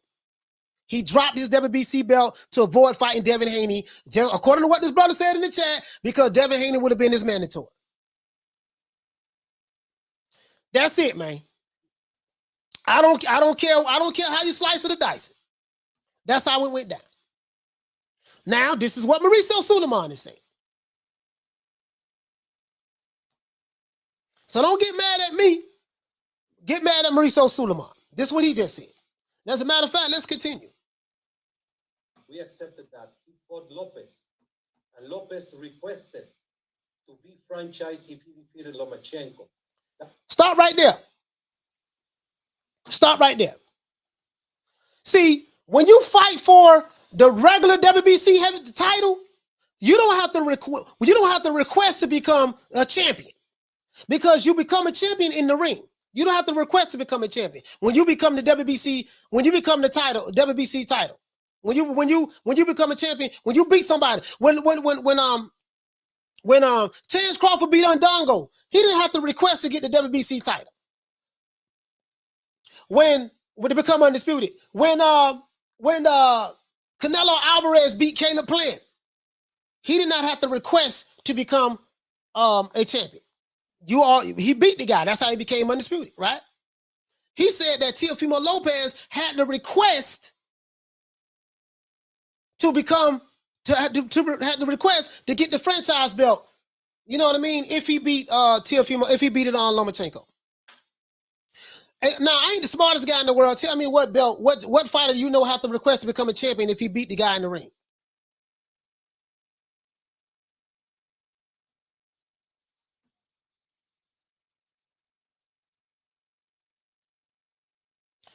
Bro, that's a mic drop. That's a mic drop. I get it. That's a mic drop. I get it, bro. He said Bob requested it. It's the truth. No, he didn't say Bob requested it. He said Lomachenko requested it. That's what he said. Let's hear this again. Let's hear this again. Keeping the title frozen for a year when he moved up. We ordered several series of fights. Some dropped, some didn't happen, some did happen. We ended with an interim championship. Then Lomachenko requests to fight for the vacant title, which is a great honor. We granted that. He defeated Campbell. Then he requested to be franchised in order to go in and to unify the division. Notice he did not say Bob Arum requested. He didn't say, well, you know, Bob Arum requested for Lomachenko to become franchise champion. He didn't say that. He said he specifically said Lomachenko requested to fight for the vacant WBC title. And then he specifically said that after that, Lomachenko requested to become franchise champion so that he can fight Teofimo Lopez to become unified. That's what he said. We ain't gonna put no words in his mouth and say, well, no, what he really meant was he really meant Bob Arum. He didn't say Bob Arum. He specifically said Lomachenko. Shout out to the Queen, Bless 365, for dropping that quarter of a bam dub on your boy. Hey, Leroy. Super chat received. Playtime's over, boy. He said, seems like they were both on putting in requests just to try to avoid that. Listen, that's all I'm saying. Bless, listen, man, what I'm not going to do is, we can't listen, man. What I'm not going to do is this. We're not going to do any, now see what he really meant was this. He said that, but that's not what he really meant. No, he meant what he said, and he said what he meant. Lomachenko requested a franchise belt, and he dropped his belt, and that's how David Haney became champion, because he ducked that boy. Now, listen, we're going to keep that same energy. We're going to keep, Canelo dropped his belt. He dropped his belt, right? He gave his belt up, and I don't know if he requested or they made a franchise belt for him, but either way it go, he dropped his belt. That's how Jamal Charlo became champion. Same shit. You got two guys who were champions in the division, Zerto and Benavidez. For 2 years, they were champion. One was WBO champ, one was WBC champ. Neither one of them even tried to fight each other. And then one ended up moving up. So, bro, we can go bro. When you tell me one fighter ducking, I can promise you the fighter that you're telling me that everyone is avoiding, I can pull out some shit and show you what that fighter did the same thing to that fighter. That fighter, he moved, well, that argument can be made this way. That's all I'm saying, guys. That's all I'm saying. That's all I'm saying. That's it. So it is what it is, man. It is what it is. When I had to when I had to ask you, why did he drop the belt? Why he didn't just fight Teofimo Lopez when he already had the super middleweight, the super lightweight title? Why he just didn't keep his belt that he had, that he requested to fight for, and just fight it with this? The brother came out in the chat and said, oh, the reason why he did that was because he would have been stripped by the WBC if he did not fight Devin Haney.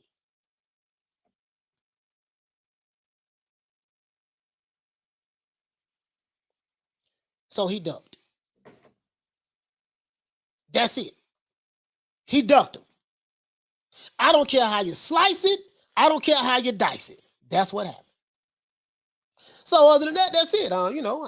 That's not saying that Lomachenko's not a great fighter. He's not a warrior. He's not the best fighter to ever come out of Europe. I'm not saying any of that.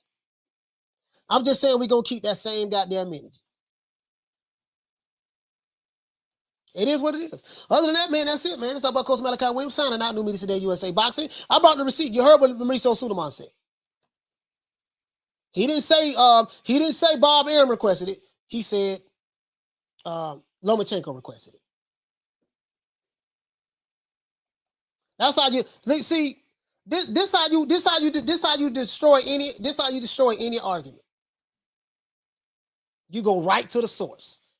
When you do research, they call it primary. What's the primary?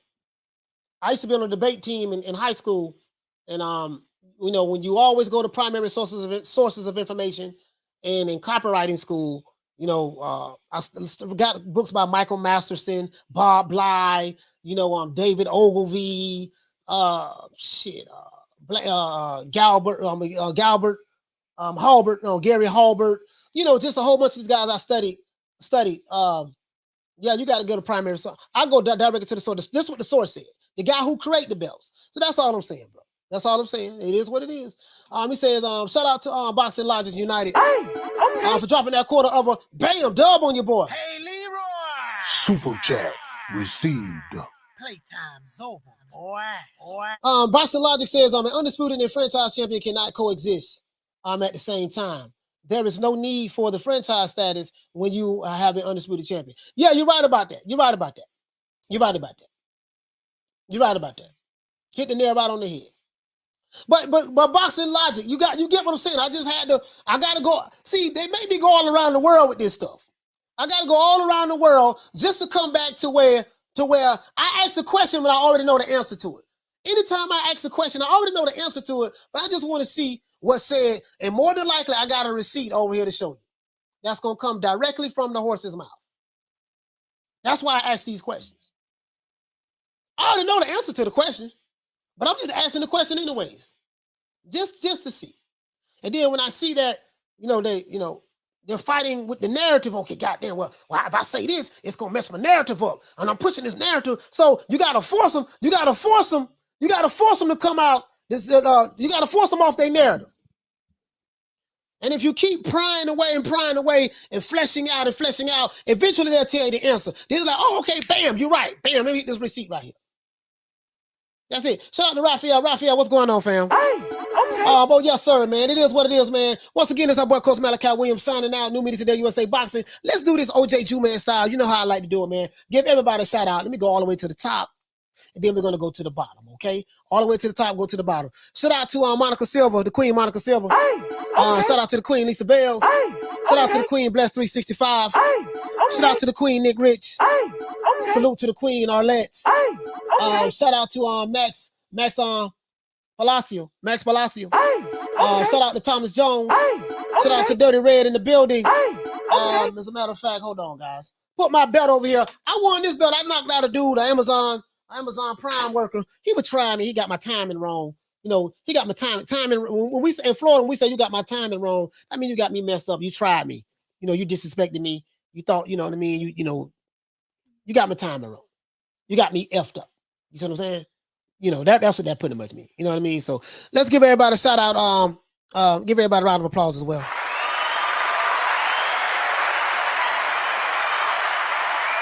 Shout out to Jawan. Hey, okay. Let's give everybody a shout out who called in. Salute to Jawan calling from New York. Hey, okay. Shout out to Troy from B-More. Hey, Salute to Track from Orlando.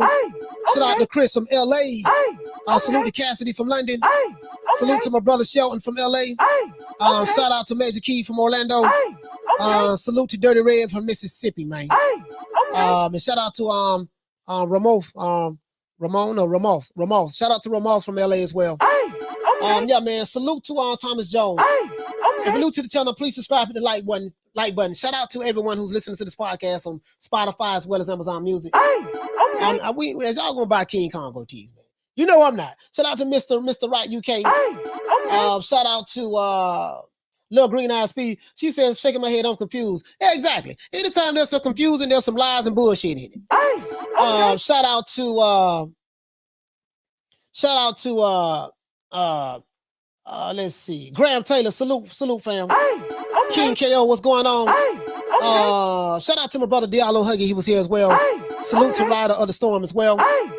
Shout out to Paul Evans and salute to Ava as well. Shout out to ADD Jams. Shout out to the Rob Rib Shows. Slim Reaper in the building. Let's see, man. Shout out to Anonymous. Shout out to Toxic with the lick read. Let's see, Lisa Bells. Shout out to the Queen Lisa Bells. Let's see. Salute to LaFez. LaFez, what's going on? Toxic, what's happening? Ahmed, what's going on, bro? Saul T in the building. What's this ball man taking the easy matches? Fight another ball. Shout out to Ronald Finkel in the building, man. Salute to Thomas Jones. Deuce Trey, what's going on, fam? Shout out to King KO. Mr. Right UK. Anthony McGlassam. Shout out to a pimp named M. Dot. Salute to Teach. Shout out to Toxic. Carl Hansen calling from down under. Graham Taylor in the building. Shout out to Anonymous. We're seeing the same name, so we're gonna have to move down. Shout out to the Queen Nick Rich. Salute to Louis James as well. Shout out to my main man Jawan in the building. Shout out to the Queen Bless 365. You know, shout out to Enrique. You see what we did to the show, guys? I just went around the world and showed you how you can make an argument for why everybody's ducking. This person ducking that person, another person ducking another person. Like, bro, just how you move tells you everything. You know, how people come up with these conclusions. And you can push a narrative any way you want to push it to support your fighter that you're supporting or to attack a fighter who you don't support. You know what I mean? So that's how that works. Shout out to Bacon and Eggs. Shout out to let's see, Jeff Lucietta. I think we got everybody up top. Let's go down to the bottom. Please leave a comment so I can get your name. So before we go, shout out to Be Real Boxing. Salute to D. Shout out to Boxing Logic. Shout out to who else we have in the building, man? Hold on, guys. Let's see. Shout out to Bacon and Eggs, Jams, Light Walker, K. Causey. Shout out to Monica Silva. Shout out to the Queen Monica Silva. Shout out to Jay in the building. Salute to Bon Scott. Shout out to Teach. A pimp name M. Dot. We already got your name. Shout out to Big Ronald Finkel in the building. Louis James, Jams, Jeff Lucietta, Jay. Geo, I guess you said GOM. Shout out to Opender. Salute to Zoe for Life. Shout out to Mr. Right UK, George H, the Queen Lisa Bells, Bon Scott, Fentane Berry. Shout out to Jaguara Tama. Let's see who else we have in the building. Boxing Logic United, yes sir. Bon Scott, George H. Shout out to the Queen Karma Serene. I didn't even see Karma, man. Shout out to Karma Serene. Let's see. Shout out to King KO. Shout out to the Slim Reaper, Opender, Dr. DeZone, Bernard Burton. John B. Poetic. Raphael, shout out to Raphael Dawkins, man. Let's see. Shout out to let's see. Yeah, you're right. You're right. Boxing Logic United. Camboso's gonna have to fight Devin Haney to clear this up. The reason why I want to see that fight, Devin Haney said if he was to beat the Cambosos, he would drop that franchise belt. Throw that shit in the garbage can. That's what we need. Okay. Sorry about that, guys. Shout out to Jeff Lucietta. Shout out to Arthur Hawkins, man. Hawk in the building. Okay. I think we got everybody. Yeah, shout out to my main man, Ron Boy Fresh. Terrence Trotter. Salute to my brother Blood Retro Boxing and Documentary. Salute to my brother Retro Boxing and Documentary. Major Key Boxing. Salute to Major Key as well. Yeah, Major Key called in as well. Yuli X Games. Shout out to the Queen, Nick Rich. I think we got everybody, man. I got everybody, man. If I didn't get you, I'm sorry. I damn so tried. I tried to get everybody, dog. I tried to get everybody. If I didn't get you, it wasn't because I was hating. Shout out to Young Foe. Shout out to Steven 4722. Darvin. Shout out to Devon H. Renee. Jason Costa. Shout out to Mike Lee. What's going on, fam? And I think that's it. Once again, it's our boy Coach Malachi Williams signing out. New Media Today, USA Boxing. See you guys tomorrow, 3 o'clock Eastern Standard Time. Don't meet me there, beat me there. If you're new to the channel, please subscribe, hit the like button. Holla at you guys, man. Don't meet me there, beat me there, man. Peace. Man, I'm out of here, bro. Let's go. Come on.